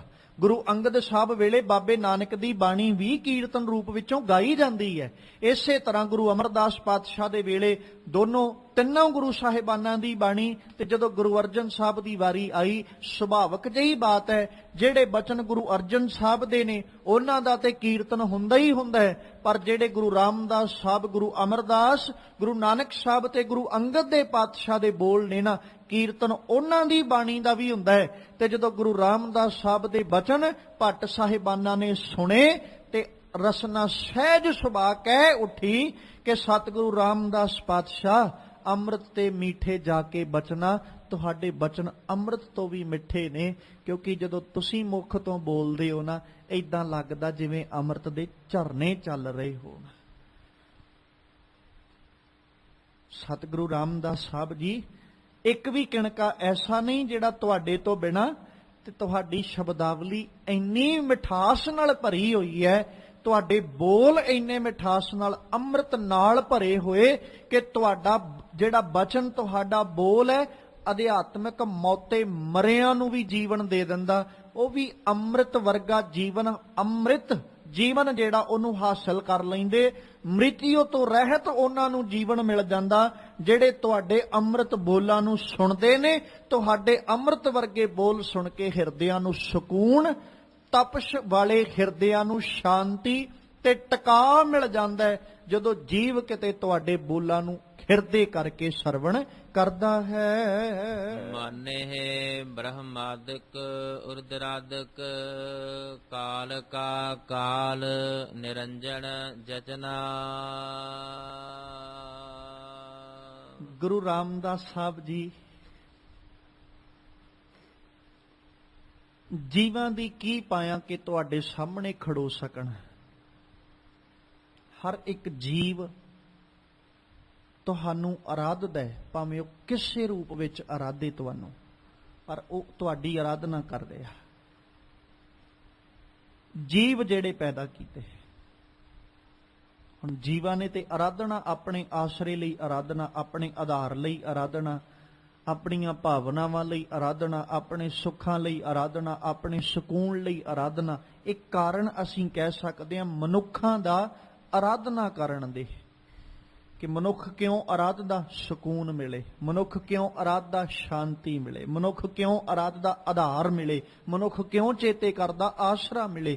ਭਟਕਦੇ ਹੋਏ ਹਿਰਦੇ ਨੂੰ ਟਿਕਾ ਮਿਲੇ, ਇਸ ਕਰਕੇ ਆਰਾਧਦਾ ਹੈ। ਤੇ ਭੱਟ ਜੀ ਨੇ ਮਨੁੱਖਾਂ ਦੀ ਗੱਲ ਨਹੀਂ ਜੇ ਕੀਤੀ। ਕਿਆ ਮੈਂ ਇਹ ਲਫ਼ਜ਼ ਪਹਿਲੋਂ ਤਾਂ ਵਰਤੇ ਵੀ ਮਨੁੱਖ ਤੇ ਇਹਨਾਂ ਕਾਰਨਾਂ ਕਰਕੇ ਆਰਾਧਦਾ ਹੀ ਹੈ, ਕਿਉਂਕਿ ਮਨੁੱਖ ਨੂੰ ਆਧਾਰ ਚਾਹੀਦਾ, ਮਨੁੱਖ ਨੂੰ ਆਸਰਾ ਚਾਹੀਦਾ, ਮਨੁੱਖ ਨੂੰ ਸਕੂਨ ਚਾਹੀਦਾ, ਮਨੁੱਖ ਨੂੰ ਹਿਰਦੇ ਦੀ ਸ਼ਾਂਤੀ ਚਾਹੀਦੀ, ਮਨੁੱਖ ਨੂੰ ਭਟਕਣਾ ਤੋਂ ਮੁਕਤੀ ਚਾਹੀਦੀ ਹੈ, ਖਲਾਸੀ ਚਾਹੀਦੀ ਹੈ। ਜਿਸ ਕਰਕੇ ਮਨੁੱਖ ਰੱਬ ਨੂੰ, ਗੁਰੂ ਰਾਮਦਾਸ ਸਾਹਿਬ ਨੂੰ ਆਰਾਧਦਾ ਹੈ। ਪਰ ਭੱਟ ਗਯੰਦ ਜੀ ਨੇ ਜਿਹੜੇ ਲਫ਼ਜ਼ ਵਰਤੇ ਨਾ, ਹੈਰਾਨੀਜਨਕ ਲਫ਼ਜ਼, ਕਹਿੰਦੇ ਸਤਿਗੁਰੂ ਗੁਰੂ ਰਾਮਦਾਸ ਪਾਤਸ਼ਾਹ ਜੀ ਜਿਨ੍ਹਾਂ ਦੀ ਆਰਾਧਨਾ ਕਰਦਿਆਂ ਹੋਇਆਂ ਜੀਵ ਆਧਾਰ ਲੱਭਦੇ ਨੇ, ਆਸਰਾ ਲੱਭਦੇ ਨੇ ਨਾ, ਜਦੋਂ ਉਹਨਾਂ ਨੂੰ ਆਸਰੇ ਦੀ ਲੋੜ ਪੈਂਦੀ ਹੈ ਸਤਿਗੁਰੂ ਰਾਮਦਾਸ ਉਹ ਵੀ ਤੈਨੂੰ ਹੀ ਆਰਾਧਦੇ ਨੇ, ਉਹ ਕਿਸੇ ਹੋਰ ਨੂੰ ਨਹੀਂ ਆਰਾਧਦੇ। ਥੋੜਾ ਜਿਹਾ ਤਵੱਜੋਂ ਦੇ ਕੇ ਸਮਝਿਓ, ਮੈਂ ਹੱਥ ਜੋੜ ਕੇ ਮੁਆਫੀ ਮੰਗਦਾ ਚੱਲਾਂ, ਮੇਰਾ ਮਕਸਦ ਕਿਸੇ ਨੂੰ ਉੱਚਾ ਜਾਂ ਨੀਵਾਂ ਸਾਬਤ ਕਰਨਾ ਨਹੀਂ, ਪਰ ਜੋ ਭੱਟ ਜੀ ਨੇ ਲਫ਼ਜ਼ ਵਰਤੇ ਸਿਰਫ ਉਹਨਾਂ ਦੇ ਅਰਥ ਜਿਹੜੇ ਮੈਂ ਉਹ ਜ਼ਰੂਰ ਕਰਾਂਗਾ। ਭੱਟ ਜੀ ਨੇ ਲਫ਼ਜ਼ ਵਰਤੇ, ਕਹਿੰਦੇ ਮਨ ਹੈ, ਮੰਨਦੇ ਨੇ ਬ੍ਰਹਮਾਦਿਕ, ਬ੍ਰਹਮਾ ਜੀ ਤੇ ਹੋਰ ਦੇਵਤੇ ਜਿਨ੍ਹਾਂ ਨੂੰ ਸਮਾਜ ਨੇ ਆਰਾਧਿਆ। ਰੁਦਰਾਦਿਕ, ਰੁਦਰਾਦਿਕ ਲਫ਼ਜ਼ ਵਰਤਿਆ ਜਾਂਦਾ ਹੈ ਸ਼ਿਵ ਜੀ ਦੇ ਲਈ। ਸਤਿਗੁਰੂ ਉਹ ਵੀ ਜਦੋਂ ਆਧਾਰ ਲੱਭਦੇ ਤੇ ਉਹ ਵੀ ਤੁਹਾਨੂੰ ਚੇਤਾ ਕਰਦੇ, ਉਹਨਾਂ ਵੀ ਜਦੋਂ ਆਰਾਧਿਆ ਨਾ ਤੇ ਉਹ ਗੁਰੂ ਰਾਮਦਾਸ ਸਾਹਿਬ ਤੁਹਾਡੀ ਆਰਾਧਨਾ ਕਰਦੇ। ਬ੍ਰਹਮਾਦਿਕ, ਰੁਦਰਾਦਿਕ ਲਫ਼ਜ਼ ਪਹਿਲੋਂ ਵਰਤਿਆ ਮਨ ਹੈ, ਮੰਨਦੇ ਨੇ ਬ੍ਰਹਮਾ ਜੀ ਵਰਗੇ, ਰੁਦਰ ਜੀ ਵਰਗੇ, ਇਹ ਸਾਰੇ ਦੇ ਸਾਰੇ ਤੁਹਾਡੀ ਆਰਾਧਨਾ ਕਰਦੇ। ਕਿਉਂਕਿ ਮੈਂ ਇਸੇ ਲਈ ਪਹਿਲੋਂ ਲਫ਼ਜ਼ ਵਰਤਿਆ ਸੀ ਕਿ ਮਨੁੱਖਾਂ ਨੇ ਜਿਹਨੂੰ ਆਰਾਧ ਕੇ ਆਧਾਰ ਲੱਭਣ ਦੀ ਕੋਸ਼ਿਸ਼ ਕੀਤੀ, ਆਸਰਾ ਲੱਭਣ ਦੀ ਕੋਸ਼ਿਸ਼ ਕੀਤੀ, ਕਿਉਂਕਿ ਇਹਨਾਂ ਨੂੰ ਬੜੇ ਸਤਿਕਾਰਯੋਗ ਮੰਨਦਿਆਂ ਹੋਇਆਂ ਸਮਾਜ ਤੇ ਸਨਮਾਨ ਦੇ ਨਾਲ ਇਹਨਾਂ ਅੱਗੇ ਸਿਰ ਵੀ ਝੁਕਾਉਂਦੇ ਨੇ, ਇਹਨਾਂ ਦੀ ਸਮਾਜ ਵੱਲੋਂ ਪੂਜਾ ਵੀ ਕੀਤੀ ਜਾਂਦੀ, ਰੱਬ ਮੰਨ ਕੇ ਸਾਡੇ ਜਿਹੜਾ ਸਮਾਜ ਹੈ ਉਹ ਇਹ ਕਹਿੰਦਾ ਇਹ ਆਧਾਰ ਹੈ, ਇਹ ਆਸਰ ਹੈ। ਹੁਣ ਜਦੋਂ ਇਹਨਾਂ ਨੂੰ ਆਸਰੇ ਦੀ ਲੋੜ ਪੈਂਦੀ ਹੈ, ਜਿਹਨੂੰ ਕਦੇ ਗੁਰੂ ਨਾਨਕ ਸਾਹਿਬ ਕਹਿ ਦਿੰਦੇ ਨਾ ਵੀ ਦੁਨੀਆ ਮੰਨਦੀ ਹੈ ਕਿ ਇੱਕ ਉਹ ਅਕਾਲ ਪੁਰਖ ਪਰਮੇਸ਼ਵਰ ਦਾ ਜਿਹੜਾ ਇਹ ਸਿਰਜਣਾ ਹੈ, ਇਸ ਸਿਰਜਣਾ ਵਿੱਚ ਸੰਸਾਰ ਦਾ ਮੰਨਣਾ ਹੈ ਕਿ ਇੱਕ ਸੰਸਾਰੀ, ਇੱਕ ਭੰਡਾਰੀ, ਇੱਕ ਲਾਏ ਦੀ ਬਾਣ। ਸੰਸਾਰ ਇਹ ਮੰਨਦਾ ਕਿ ਤਿੰਨੋਂ ਹਸਤੀਆਂ ਵੱਖਰੀਆਂ ਵੱਖਰੀਆਂ ਨੇ। ਸੰਸਾਰ ਦਾ ਤੇ ਮੰਨਣਾ ਇਹੀ ਸੀ, ਜਦੋਂ ਗੋਡ ਦੇ ਅੱਖਰੀ ਅਰਥ ਕੀਤੇ ਤੇ ਇਹੀ ਕੀਤੇ ਨਾ, GOD ਜਨਰੇਟ ਕਰਨ ਵਾਲਾ, ਫਿਰ ਆਪਰੇਟ ਕਰਨ ਵਾਲਾ ਤੇ ਫਿਰ ਡੈਸਟਰੋਏ ਕਰਨ ਵਾਲਾ। ਇੱਕ ਉਹ ਜਿਹੜਾ ਪੈਦਾ ਕਰ ਰਿਹਾ, ਇੱਕ ਉਹ ਜਿਹੜਾ ਆਪਰੇਟ ਕਰ ਰਿਹਾ, ਚਲਾ ਰਿਹਾ, ਫਿਰ ਇੱਕ ਉਹ ਜਿਹੜਾ ਡੈਸਟਰੋਏ ਕਰ ਰਿਹਾ, ਜਿਹੜਾ ਨਾਸ਼ ਕਰ ਰਿਹਾ। ਤਿੰਨੋਂ ਵੱਖਰੇ ਵੱਖਰੇ। ਪਰ ਧੰਨ ਗੁਰੂ ਨਾਨਕ ਪਾਤਸ਼ਾਹ ਨੇ ਜਦੋਂ ਜ਼ਿਕਰ ਕੀਤਾ ਤੇ ਮੱਲ ਕਹਿੰਦੇ ਸਮਾਜ ਮੰਨਦਾ ਕਿ ਇੱਕ ਸੰਸਾਰੀ, ਇੱਕ ਭੰਡਾਰੀ, ਇੱਕ ਲਾਏ ਦੀ ਬਾਣ, ਜਿਵ ਤਿਸ ਭਾਵੈ ਤਿਵੇਂ ਚਲਾਵੇ, ਜਿਵ ਹੋਵੇ ਫੁਰਮਾਨ। ਪਰ ਦੁਨੀਆ ਇਹ ਗੱਲ ਨਹੀਂ ਸਮਝਦੀ ਕਿ ਜਿਨ੍ਹਾਂ ਨੂੰ ਤੁਸੀਂ ਮੰਨਦੇ ਹੋ ਨਾ ਵੱਖਰੇ ਵੱਖਰੇ ਸੰਸਾਰੀ, ਭੰਡਾਰੀ ਤੇ ਦੀਵਾਨ ਲਾਉਣ ਵਾਲੇ, ਉਹਨਾਂ ਨੂੰ ਵੀ ਚਲਾਉਣ ਵਾਲਾ ਇੱਕ ਆਪਰੇਟ ਕਰਨ ਵਾਲਾ ਉੱਤੇ ਬੈਠਾ ਹੈ, ਜਿਨਨੇ ਉਹਨਾਂ ਨੂੰ ਬਣਾਇਆ, ਉਹਨਾਂ ਨੂੰ ਬਣਾ ਕੇ ਉਹਨਾਂ ਨੂੰ ਆਪਰੇਟ ਵੀ ਕਰ ਰਿਹਾ, ਤੇ ਜਿਹੜਾ ਆਪਰੇਟ ਕਰਨ ਵਾਲਾ ਇੱਕ ਦਿਨ ਆਏਗਾ ਜਿੱਦਣ ਉਹਨੇ ਡੈਸਟਰੋਏ ਵੀ ਕਰ ਦੇਣਾ। ਇੱਕੋ ਹੀ ਹੈ, ਕੋਈ ਦੂਜਾ ਨਹੀਂ। ਉਸੇ ਨੂੰ ਅਕਾਲ ਪੁਰਖ ਪਰਮੇਸ਼ਵਰ, ਸਭ ਤੋਂ ਵੱਡੀ ਤਾਕਤ ਪਰਮਾਤਮਾ ਲਫ਼ਜ਼ ਉਹਦੇ ਲਈ ਵਰਤੇ ਜਾਂਦੇ ਨੇ। ਤੇ ਉਸੇ ਪੱਖ ਨੂੰ ਅੱਜ ਗੁਰੂ ਰਾਮਦਾਸ ਪਾਤਸ਼ਾਹ ਜੀ ਦੀ ਸ਼ੋਭਾ ਕਰਦੇ ਆ। ਭੱਟ ਗਯੰਦ ਜੀ ਨੇ ਵਰਤਿਆ, ਕਹਿੰਦੇ ਜਿਨ੍ਹਾਂ ਨੂੰ ਸਮਾਜ ਨੇ ਸਤਿਕਾਰਯੋਗ ਮੰਨਦੇ ਆ ਉਹਨਾਂ ਦੀ ਪੂਜਾ, ਉਹਨਾਂ ਦੀ ਆਰਾਧਨਾ ਕੀਤੀ। ਤੇ ਗੁਰੂ ਰਾਮਦਾਸ ਪਾਤਸ਼ਾਹ ਜਦੋਂ ਉਹ ਆਰਾਧਦੇ ਨੇ ਨਾ, ਉਹ ਵੀ ਤੁਹਾਡੀ ਆਰਾਧਨਾ ਕਰਦੇ, ਚਾਹੇ ਬ੍ਰਹਮਾ ਜੀ ਵਰਗੇ ਜਾਂ ਰੁਦਰ ਜੀ ਵਰਗੇ ਜਾਂ ਹੋਰ ਦੇਵ ਪੁਰਸ਼ ਜਿਨ੍ਹਾਂ ਨੂੰ ਸਮਾਜ ਬੜਾ ਸਤਿਕਾਰ ਤੇ ਬੜਾ ਸਨਮਾਨ ਦਿੰਦਾ ਹੈ। ਗੁਰੂ ਰਾਮਦਾਸ ਜੀ ਜਦੋਂ ਉਹਨਾਂ ਆਰਾਧਿਆ ਤੇ ਉਹ ਵੀ ਤੁਹਾਡੀ ਆਰਾਧਨਾ ਕਰਦੇ। ਫਿਰ ਕਾਲ ਕਾ ਕਾਲ ਨਿਰੰਜਨ ਜਚਨਾ। ਸਤਿਗੁਰੂ ਪਾਤਸ਼ਾਹ ਜੀ ਤੁਹਾਡੀ ਹਸਤੀ ਨੂੰ ਜਦੋਂ ਵੇਖਿਆ ਨਾ, ਤੇ ਇੱਕ ਹੈਰਾਨੀਜਨਕ ਗੁਣ ਨਜ਼ਰ ਆਇਆ ਕਿ ਸਮੇਂ ਦਾ ਕੋਈ ਪ੍ਰਭਾਵ ਨਹੀਂ ਹੈ ਤੁਹਾਡੇ ਉੱਤੇ। ਤੁਸੀਂ ਕਾਲ ਦਾ ਵੀ ਕਾਲ ਹੋ, ਮੌਤ ਦੀ ਵੀ ਮੌਤ ਹੋ। ਤੁਹਾਨੂੰ ਮੌਤ ਨਹੀਂ ਆ ਸਕਦੀ, ਤੁਸੀਂ ਮੌਤ ਨੂੰ ਮਾਰ ਸਕਦੇ। ਗੁਰੂ ਗੋਬਿੰਦ ਸਿੰਘ ਪਾਤਸ਼ਾਹ ਨੇ ਲਫ਼ਜ਼ ਵਰਤੇ ਸੀ ਨਾ, ਕਾਲ ਪਾਏ ਬ੍ਰਹਮਾ ਬਪਤਰਾ, ਕਾਲ ਪਾਏ ਸ਼ਿਵਜੂ ਅਵਤਰਾ, ਕਾਲ ਪਾਏ ਕਰ ਬਿਸ਼ਨ ਪ੍ਰਕਾਸ਼ਾ, ਸਕਲ ਕਾਲ ਕਾ ਕੀਆ ਤਮਾਸ਼ਾ। ਜਵਨ ਕਾਲ ਜੋਗੀ ਸ਼ਿਵ ਕੀਓ, ਵੇਦ ਰਾਜ ਬ੍ਰਹਮਾ ਜੋਥੀਓ, ਜਵਨ ਕਾਲ ਸਭ ਲੋਕ ਸਵਾਰਾ। ਤੇ ਸਾਡੀ ਨਮਸਕਾਰ ਕਿਹਦੇ ਚਰਨਾਂ 'ਚ ਹੈ? ਨਮਸਕਾਰ ਹੈ ਤਾਹੇ ਹਮਾਰਾ। ਜਿਨਨੇ ਸਾਰਾ ਕੁਝ ਬਣਾਇਆ ਨਾ, ਕਾਲ ਦੇ ਅਧੀਨ ਕਰਕੇ ਜਿਨਨੇ ਸਾਰੀ ਦੀ ਸਾਰੀ ਰਚਨਾ ਰਚ ਦਿੱਤੀ ਹੈ। ਹੁਣ ਸਾਰੀ ਰਚਨਾ ਕਾਲ ਦੇ ਅਧੀਨ ਹੈ, ਸਮੇਂ ਦੇ ਅਧੀਨ ਹੈ, ਕਾਲ ਕਰਕੇ ਬਣੀ ਹੋਈ ਹੈ। ਹੁਣ ਕਾਲ ਦੇ ਅਧੀਨ ਹੀ ਕ੍ਰਿਸ਼ਨ ਜੀ, ਕਾਲ ਦੇ ਅਧੀਨ ਹੀ ਸਾਰੇ ਜਿੰਨੇ ਵੀ ਨੇ। ਆਪਾਂ ਜਿੰਨੇ ਵੀ ਪੁਰਸ਼ਾਂ ਦੀ ਗੱਲ ਕਰਾਂਗੇ, ਚਾਹੇ ਉਹ ਦੈਵੀ ਪੁਰਸ਼ ਨੇ, ਚਾਹੇ ਉਹ ਆਮ ਇਨਸਾਨ ਨੇ, ਜਿੰਨਿਆਂ ਦੀ ਵੀ ਜ਼ਿਕਰ ਕਰਾਂਗੇ ਸਾਰੇ ਕੀ ਨੇ? ਕਾਲ ਨੇ। ਸਾਰਿਆਂ ਨੂੰ ਚਬਾ ਲਿਆ, ਸਾਰੇ ਦੇ ਸਾਰੇ ਕਾਲ ਨੇ ਚਬਾ ਲਏ, ਚੱਬ ਗਿਆ ਕਾਲ ਸਮੇਂ ਦੇ ਮੁਤਾਬਕ। ਪਰ ਇੱਕ ਅਕਾਲ ਪੁਰਖ ਹੀ ਹੈ ਜਿਹਦੇ ਲਈ ਅਸੀਂ ਲਫ਼ਜ਼ ਅਕਾਲ ਮੂਰਤ ਵਰਤਦੇ ਹਾਂ। ਉਹਦੀ ਹਸਤੀ ਐਸੀ ਹੈ, ਸਮੇਂ ਦਾ ਪ੍ਰਭਾਵ ਹੀ ਕੋਈ ਨਹੀਂ। ਤੇ ਗੁਰੂ ਰਾਮਦਾਸ ਸਾਹਿਬ ਦੀ ਸ਼ੋਭਾ ਕਰਦੇ ਆ। ਭੱਟ ਕੇ ਅੰਦ ਜੀ ਨੇ ਕੀ ਲਫ਼ਜ਼ ਵਰਤੇ? ਤੁਸੀਂ ਰੱਬ ਦਾ ਰੂਪ ਹੋ, ਤੁਸੀਂ ਰੱਬ ਹੋ, ਤੇ ਤੁਹਾਡੇ ਤੇ ਕਾਲ ਦਾ ਪ੍ਰਭਾਵ ਕਿਵੇਂ ਹੋ ਸਕਦਾ? ਤੁਸੀਂ ਹੋ ਹੀ ਕਾਲ ਦਾ ਵੀ ਕਾਲ। ਕਾਲ ਕਾ ਕਾਲ ਨਿਰੰਜਨ ਜਚਨਾ, ਹੋ ਵੀ ਮਾਇਆ ਦੀ ਕਾਲਖ ਤੋਂ ਰਹਿਤ। ਤੇ ਗੁਰੂ ਰਾਮਦਾਸ ਜੀ ਤੁਹਾਡੇ ਅੱਗੇ ਸਾਰੇ ਹੱਥ ਜੋੜ ਜੋੜ ਕੇ ਮੰਗਦੇ, ਤੇ ਮੰਗਦੇ ਵੀ ਤੁਹਾਨੂੰ ਹੀ ਨੇ ਕਿ ਕਿਰਪਾ ਕਰੋ, ਕਿਤੇ ਸਾਨੂੰ ਤੁਹਾਡੀ ਦਾਤ ਮਿਲ ਜਾਏ, ਕਿਤੇ ਤੁਹਾਡਾ ਜਿਹੜਾ ਚਿੰਤਨ ਹੈ, ਤੁਹਾਡੀ ਜਿਹੜੀ ਯਾਦ ਹੈ, ਉਹ ਸਾਡੇ ਹਿਰਦਿਆਂ ਵਿੱਚ ਵਸ ਜਾਏ। ਸਤਿਗੁਰੂ ਰਾਮਦਾਸ ਜੀ ਮਾਇਆ ਦੀ ਕਾਲਖ ਤੋਂ ਰਹਿਤ ਗੁਰੂ ਸਾਹਿਬ ਜੀ, ਸਮਾਜ ਦੇ ਸੰਸਾਰ ਨੇ ਜਦੋਂ ਵੀ ਮੰਗਿਆ ਉਹਨਾਂ ਨੇ ਤੁਹਾਨੂੰ ਹੀ ਮੰਗਣਾ ਕੀਤਾ। ਗੁਰ ਪ੍ਰਸਾਦ ਪਾਈਐ ਪਰਮਾਰਥ, ਸਤ ਸੰਗਤ ਸੇਤੀ ਮਨ ਖਚਨਾ। ਫਿਰ ਕਹਿੰਦੇ ਗੁਰ ਪ੍ਰਸਾਦ ਪਾਈਐ ਪਰਮਾਰਥ, ਗੁਰੂ ਦੀ ਕਿਰਪਾ ਦੇ ਨਾਲ ਪਾਈਐ, ਪ੍ਰਾਪਤ ਕਰੀਦਾ ਪਰਮਾਰਥ। ਜ਼ਿੰਦਗੀ ਦਾ ਉੱਚੇ ਤੋਂ ਉੱਚਾ ਜਿਹੜਾ ਮਨੋਰਥ ਹੈ ਨਾ, ਉਹ ਮਿਲ ਜਾਂਦਾ। ਜਿਹਨੂੰ ਆਪਾਂ ਚਾਰ ਪਦਾਰਥਾਂ ਦੇ ਵਿੱਚੋਂ ਅਰਥ ਕਹਿ ਸਕਦੇ ਹਾਂ: ਧਰਮ, ਅਰਥ, ਕਾਮ ਔਰ ਮੋਖ। ਪਰਮਾਰਥ ਦਾ ਮਤਲਬ ਕੀ ਹੈ? ਅਰਥ, ਜੋ ਸਾਡੇ ਜੀਵਨ ਦਾ ਅਸਲ ਵਿੱਚ ਮਨੋਰਥ ਹੈ। ਜਦੋਂ ਗੁਰੂ ਦੀ ਕਿਰਪਾ ਹੁੰਦੀ ਨਾ, ਗੁਰੂ ਰਹਿਮਤ ਵਰਤਾਉਂਦਾ, ਗੁਰ ਪ੍ਰਸਾਦ, ਗੁਰੂ ਦੀ ਕਿਰਪਾ ਸਦਕਾ ਪਾਈਐ, ਪ੍ਰਾਪਤ ਕਰ ਲਈਦਾ ਪਰਮਾਰਥ, ਉੱਚੀ ਅਵਸਥਾ, ਉੱਚਾ ਮਨੋਰਥ ਪ੍ਰਾਪਤ ਕਰ ਲਈਦਾ। ਪਰ ਉਹ ਮਿਲਦਾ ਕਿਵੇਂ ਹੈ? ਇੱਕ ਤੇ ਗੁਰੂ ਦੀ ਕਿਰਪਾ, ਜਦੋਂ ਆ ਕੇ ਸਾਨੂੰ ਪਰਮਾਰਥ ਮਿਲਣਾ, ਤੇ ਉਹ ਮਿਲਣਾ ਕਿੱਥੇ ਆ? ਫਿਰ ਕਹਿੰਦੇ ਸਤ ਸੰਗਤ ਸੇਤੀ ਮਨ ਖਚਨਾ।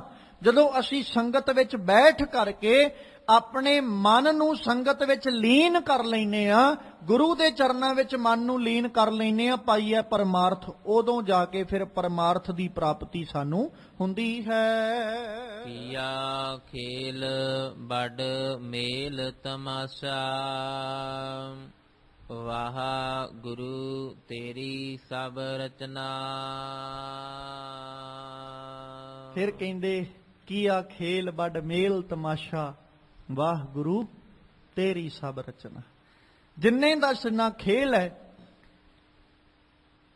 ਇਹ ਰੱਬ ਜੀ ਦਾ ਬਣਾਇਆ ਹੋਇਆ, ਸਤਿਗੁਰੂ ਰਾਮਦਾਸ ਜੀ ਤੁਹਾਡਾ ਬਣਾਇਆ ਹੋਇਆ ਇੱਕ ਤਮਾਸ਼ਾ। ਜਿਹੜਾ ਬਚਨ ਮੈਂ ਪਹਿਲੋਂ ਰੱਖਿਆ ਸੀ ਨਾ ਤੁਹਾਡੇ ਸਾਹਮਣੇ ਗੁਰੂ ਨਾਨਕ ਸਾਹਿਬ ਦਾ, ਕਿ ਉਹਨੇ ਇਹ ਰਚਨਾ ਰਚੀ ਨਾ, ਕੁਦਰਤ ਸਾਜੀ। ਹੁਣ ਕੁਦਰਤ ਸਾਜ ਕੇ ਨਾ ਉਹ ਵਿੱਚ ਬਹਿ ਗਿਆ ਸਾਰੀ ਦੀ ਸਾਰੀ ਕੁਦਰਤ 'ਚ। ਤੇ ਇੱਕ ਥਾਂ ਤੇ ਸਤਿਗੁਰੂ ਇਹ ਵੀ ਕਹਿੰਦੇ ਨੇ ਕਿ ਬੈਠਾ ਵੇਖੈ ਵੱਖ ਅਕੇਲਾ। ਉਹ ਅਕੇਲਾ ਬੈਠਾ ਵੀ ਵੇਖ ਰਿਹਾ ਵੀ ਤਮਾਸ਼ਾ ਚੱਲ ਕੀ ਰਿਹਾ। ਉਹ ਸਾਰੀ ਦੀ ਸਾਰੀ ਰਚਨਾ ਨੂੰ ਨਾ ਵੇਖ ਰਿਹਾ, ਆਪਣੀਆਂ ਨਜ਼ਰਾਂ ਦੇ ਨਾਲ, ਆਪਣੀ ਦ੍ਰਿਸ਼ਟੀ ਨਾਲ ਸਾਰੀ ਰਚਨਾ ਨੂੰ ਵੇਖ ਰਿਹਾ। ਤੇ ਵੇਖਦਾ ਕਿ ਕਿਵੇਂ ਕੱਲਾ ਕੱਲਾ ਜੀਵ ਤਮਾਸ਼ੇ ਵਿੱਚ ਲੱਗਾ ਹੋਇਆ, ਆਪਣੇ ਆਪਣੇ ਜ਼ੋਰ, ਆਪਣੇ ਆਪਣੇ ਬਲ ਦੇ ਨਾਲ, ਆਪਣੀ ਆਪਣੀ ਤਾਕਤ ਨਾਲ। ਹਰ ਜੀਵ ਇਹ ਚੀਜ਼ਾਂ ਵੇਖ ਕੇ ਨਾ, ਕਰ ਆਸਨ ਡਿਠੋ ਚਾਓ, ਅਕਾਲ ਪੁਰਖ ਬੜੇ ਚਾਅ ਵਿੱਚ, ਬੜਾ ਪ੍ਰਸੰਨ ਹੈ ਜਦੋਂ ਇਹ ਜੀਵਾਂ ਨੂੰ ਵੇਖਦਾ ਵੀ ਕਿਸ ਢੰਗ ਨਾਲ ਇਹ ਮੇਰੀ ਮੇਰੀ ਕਰਦੇ ਹੋਏ ਭੱਜੇ ਫਿਰਦੇ ਨੇ। ਸਾਰੇ ਦਾ ਸਾਰਾ ਸਮਾਜ ਇਸੇ ਦੌੜ 'ਚ ਹੀ ਲੱਗਾ ਹੋਇਆ। ਹਰ ਇੱਕ ਜੀਵ ਕੀ ਕਰ ਰਿਹਾ? ਸਿਰਫ ਮੇਰੀ ਮੇਰੀ।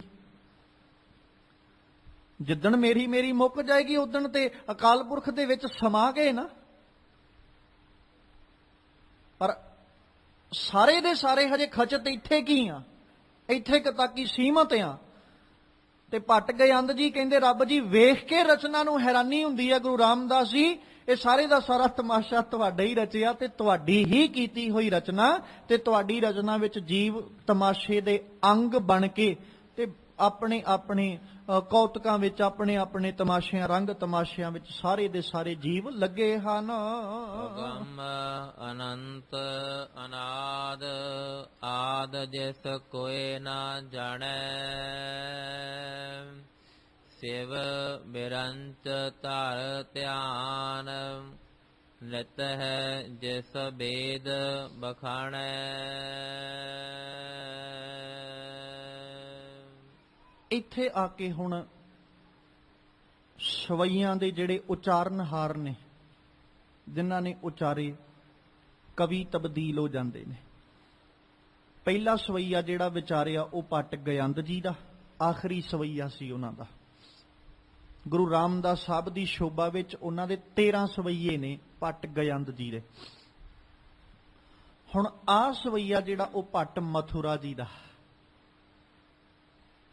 ਤੇ ਮਥੁਰਾ ਜੀ ਨੇ ਵੀ ਜਦੋਂ ਗੁਰੂ ਰਾਮਦਾਸ ਸਾਹਿਬ ਦੀ ਸ਼ਖਸੀਅਤ ਨੂੰ ਵਾਚਿਆ ਨਾ, ਸਤਿਗੁਰੂ ਰਾਮਦਾਸ ਸਾਹਿਬ ਜੀ ਦੀਆਂ ਬਖਸ਼ਿਸ਼ਾਂ ਨੂੰ ਨਿਹਾਰਿਆ, ਗੁਰੂ ਰਾਮਦਾਸ ਸਾਹਿਬ ਦੀ ਬਾਣੀ ਨੂੰ ਸੁਣਿਆ, ਸਤਿਗੁਰੂ ਰਾਮਦਾਸ ਸਾਹਿਬ ਦੀਆਂ ਵਡਿਆਈਆਂ ਨੂੰ ਵੇਖਿਆ, ਰਹਿਮਤਾਂ ਨੂੰ ਵੇਖਿਆ, ਨਿਹਾਰਿਆ, ਤੇ ਰਸਨਾ ਰੁਕ ਨਾ ਸਕੀ। ਤੇ ਹੁਣ ਰਸਨਾ ਤੋਂ ਉਚਾਰਦਿਆਂ ਬੋਲ ਸਭ ਤੋਂ ਪਹਿਲਾਂ ਉਹਨਾਂ ਆਖਿਆ, ਗੁਰੂ ਰਾਮਦਾਸ ਸਾਹਿਬ ਤੁਸੀਂ ਅਗੰਮ ਹੋ, ਤੁਹਾਡੇ ਤੱਕ ਪਹੁੰਚਣਾ ਸਾਡੇ ਵੱਸ ਦੀ ਗੱਲ ਨਹੀਂ ਹੈ, ਤੁਹਾਡੇ ਤੱਕ ਗਮਨ ਕਰਕੇ ਪਹੁੰਚਿਆ ਹੀ ਨਹੀਂ ਜਾ ਸਕਦਾ। ਅਗੰਮ ਹੋ ਤੁਸੀਂ, ਅਨੰਤ ਗਾ ਰਹੇ ਆ ਰਸਨਾ ਨਾਲ ਤੁਹਾਡੀ ਸ਼ੋਭਾ ਨੂੰ, ਵਡਿਆਈ ਨੂੰ।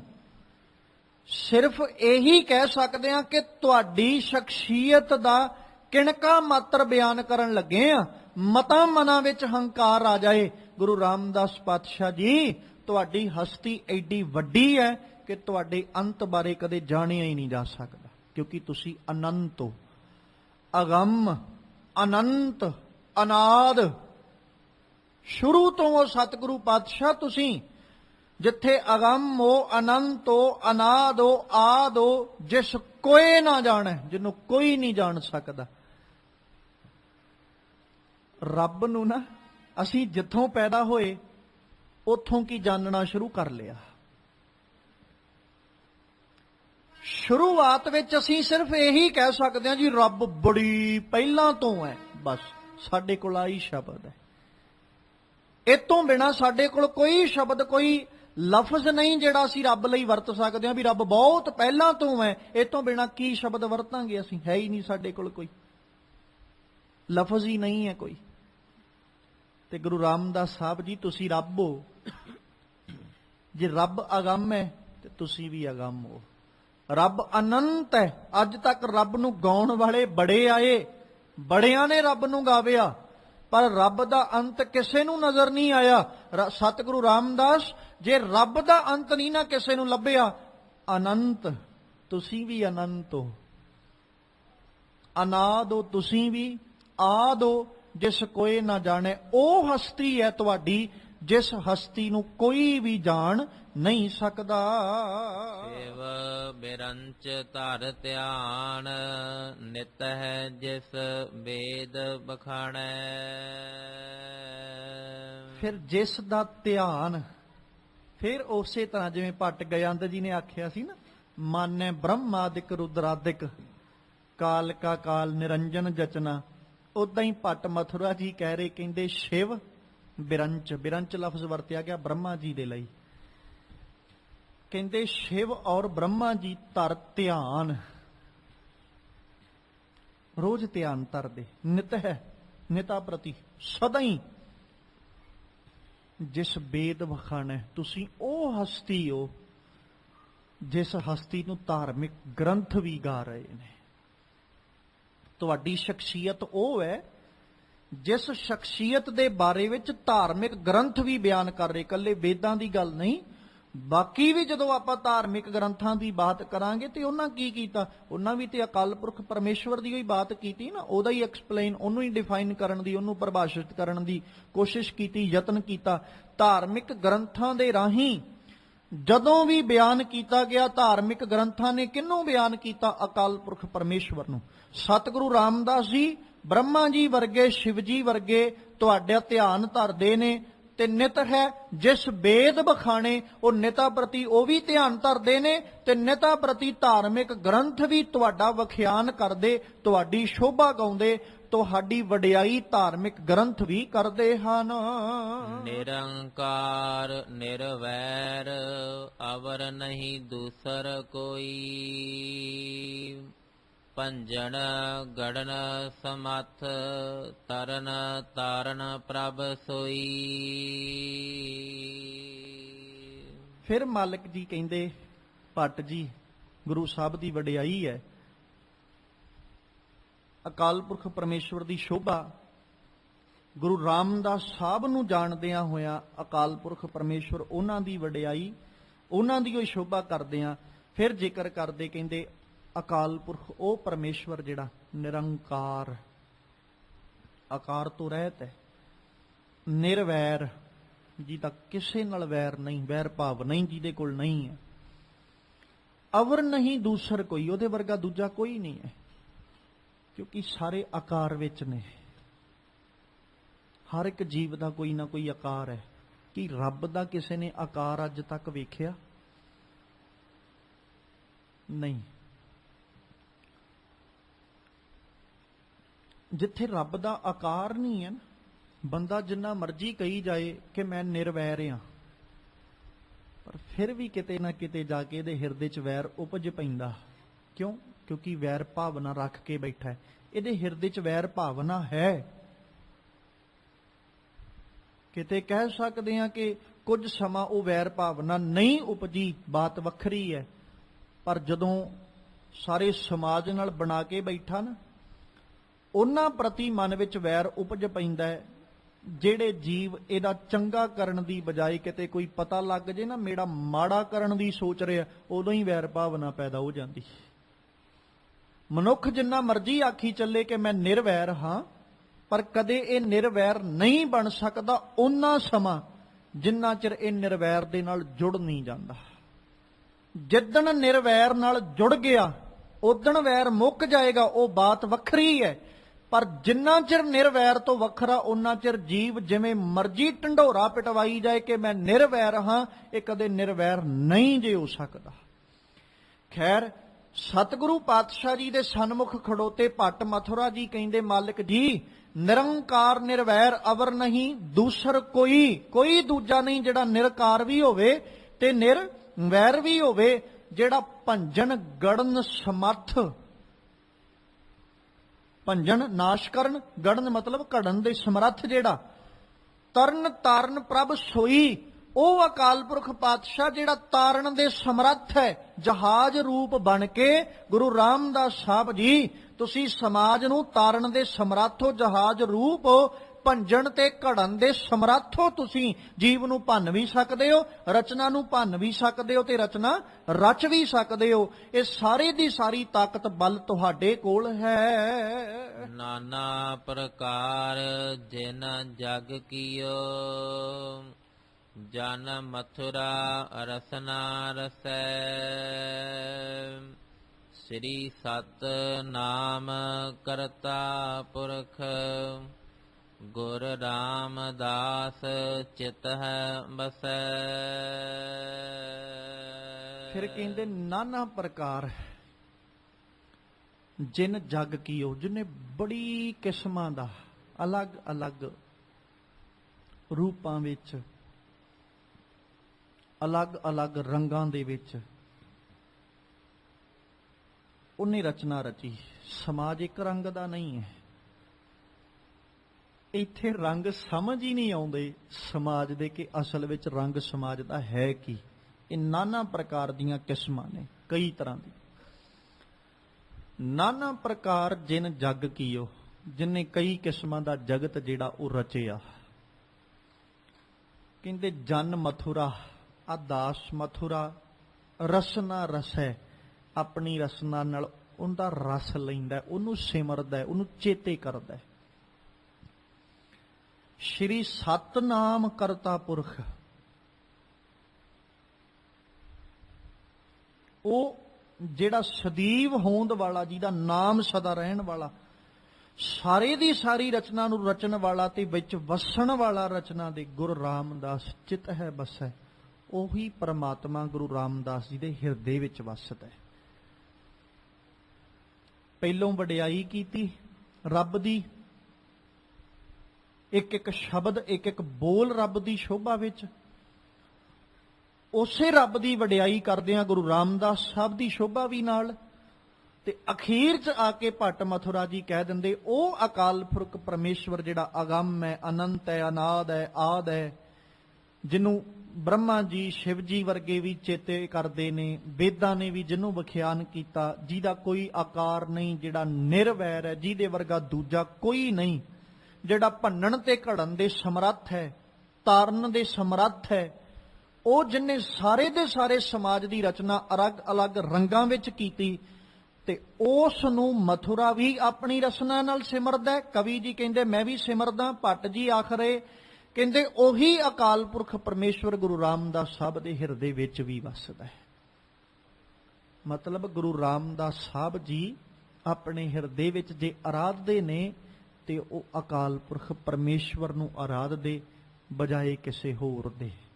ਉਹਨਾਂ ਜਦੋਂ ਵੀ ਚੇਤੇ ਕੀਤਾ, ਜਦੋਂ ਵੀ ਆਰਾਧਿਆ, ਤੇ ਉਹਨਾਂ ਪਰਮੇਸ਼ਵਰ ਨੂੰ, ਅਕਾਲ ਪੁਰਖ, ਉਹ ਪਰਮਾਤਮਾ ਜਿਹੜਾ, ਉਹਨੂੰ ਆਰਾਧਿਆ। ਸ਼ਾਇਦ ਉਸੇ ਆਰਾਧਨਾ ਦਾ ਨਤੀਜਾ ਹੈ ਕਿ ਧੰਨ ਗੁਰੂ ਰਾਮਦਾਸ ਪਾਤਸ਼ਾਹ ਦਾ ਰੂਪ ਭਾਈ ਜੇਠਾ ਜੀ ਨੂੰ ਮਿਲਿਆ। ਆਪਾਂ ਅੱਜ ਵੀ ਬਾਣੀ ਦੇ ਵਿੱਚ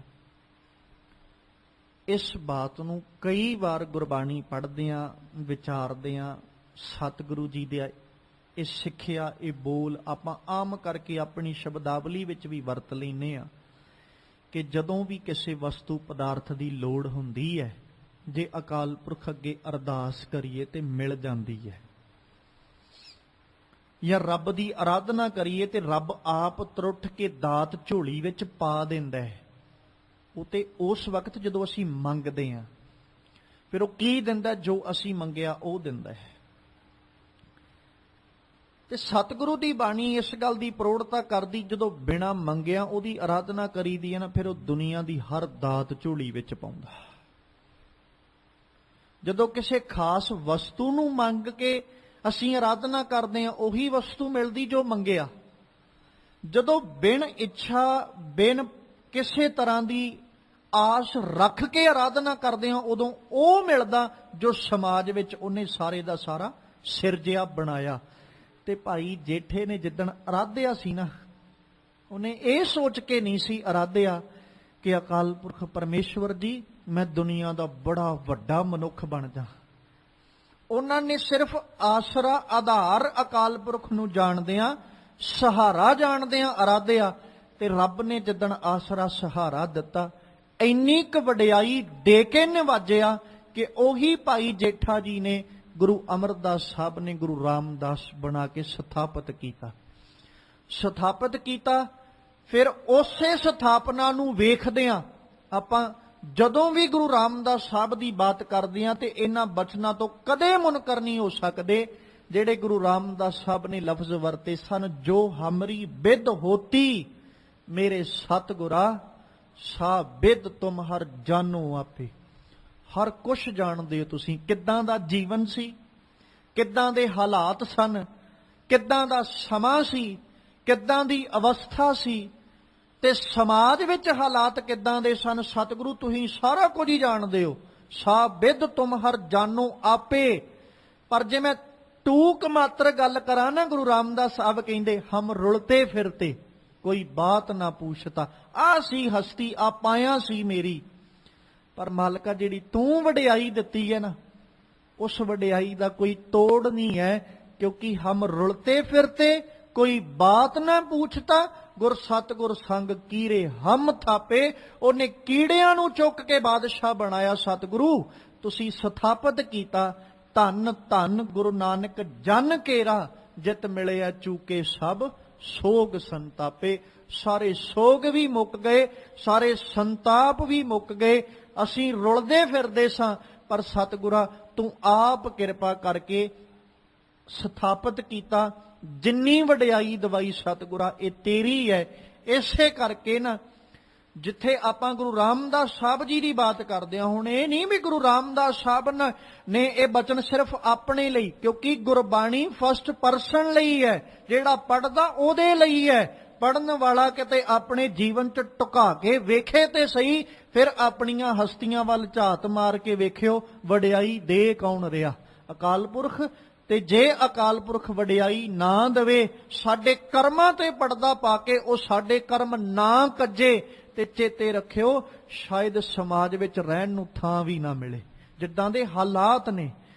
ਤੇ ਸਤਿਗੁਰੂ ਪਾਤਸ਼ਾਹ ਜੀ ਦੀ ਵਡਿਆਈ ਗੁਰੂ ਅੱਗੇ ਅਰਦਾਸ ਕਰਦਿਆਂ ਹਰ ਵਕਤ ਇਹ ਲਫ਼ਜ਼ ਵਰਤਦੇ ਰਿਹਾ ਕਰੋ ਕਿ ਸਤਿਗੁਰੂ ਪਾਤਸ਼ਾਹ ਤੁਧ ਆਗੇ ਅਰਦਾਸ ਹਮਾਰੀ, ਜੀਓ ਪਿੰਡ ਸਭ ਤੇਰਾ, ਕਹੋ ਨਾਨਕ ਸਭ ਤੇਰੀ ਵਡਿਆਈ, ਕੋਈ ਨਾਉ ਨਾ ਜਾਣੈ ਮੇਰਾ। ਹੇ ਅਕਾਲ ਪੁਰਖ ਪਰਮੇਸ਼ਵਰ ਸਤਿਗੁਰੂ ਰਾਮਦਾਸ ਜੀ, ਇਹ ਸਾਰੀ ਦੀ ਸਾਰੀ ਵਡਿਆਈ ਬਖਸ਼ਿਸ਼ਾਂ ਤੁਹਾਡੀਆਂ ਨੇ। ਤੁਸੀਂ ਆਪ ਕਿਰਪਾ ਕਰਕੇ ਸਾਨੂੰ ਵਡਿਆਈਆਂ ਦੇਣ ਵਾਲੇ ਹੋ।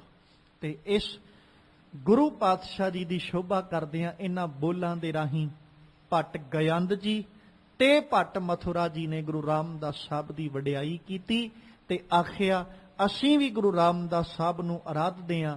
ਉਹ ਗੁਰੂ ਰਾਮਦਾਸ ਸਾਹਿਬ ਜਿਹੜੇ ਸਾਰੇ ਦੇ ਸਾਰੇ ਤਮਾਸ਼ੇ ਨੂੰ, ਸਾਰੀ ਦੀ ਸਾਰੀ ਰਚਨਾ ਨੂੰ ਸਿਰਜਣ ਵਾਲੇ, ਤੇ ਜਿਨ੍ਹਾਂ ਨੇ ਆਪਣੇ ਹਿਰਦੇ ਵਿੱਚ ਅਕਾਲ ਪੁਰਖ ਪਰਮੇਸ਼ਵਰ ਦਾ ਚਿੰਤਨ, ਉਹਦੀ ਯਾਦ ਨੂੰ ਵਸਾਇਆ ਹੈ। ਐਸੇ ਗੁਰੂ ਦੀ ਅਰਾਧਨਾ ਕਿਤੇ ਸਾਨੂੰ ਵੀ ਕਰਨ ਦੀ ਜਾਚ ਆ ਜਾਏ ਤੇ ਗੁਰੂ ਅੱਗੇ ਅਰਜ਼ੋਈ ਕਰਨ ਦੀ ਜਾਚ ਆ ਜਾਏ।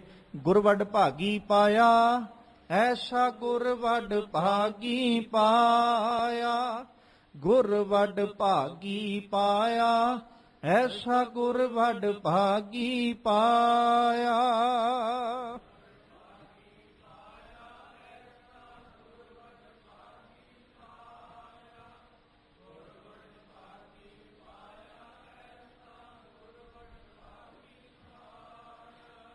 ਗੁਰਵਡ ਭਾਗੀ ਪਾਇਆ, ਐਸਾ ਗੁਰਵਡ ਭਾਗੀ ਪਾਇਆ, ਗੁਰਵਡ ਭਾਗੀ ਪਾਇਆ, ਐਸਾ ਗੁਰਵਡ ਭਾਗੀ ਪਾਇਆ।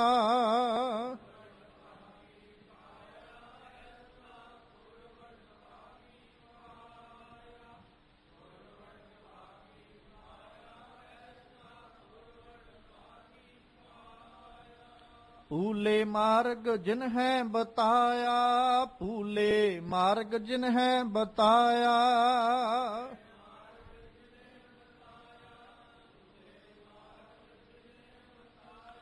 ਐਸਾ ਗੁਰਵਡ ਭਾਗੀ ਪਾਇਆ, ਐਸਾ ਗੁਰਵਡ ਭਾਗੀ ਪਾਇਆ।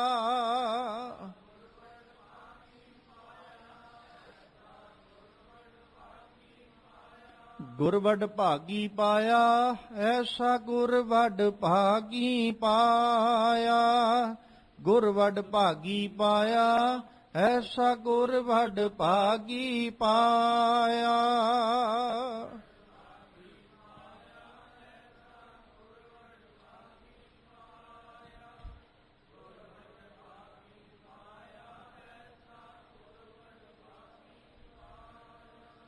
ਸਤਿਗੁਰੂ ਪਾਤਸ਼ਾਹ ਕਿਰਪਾ ਕਰਨ, ਸਾਡੇ ਸਭਨਾਂ ਦੀਆਂ ਹਾਜ਼ਰੀਆਂ ਆਪਣੇ ਦਰ ਤੇ ਪ੍ਰਵਾਨ ਕਰ ਲੈਣ।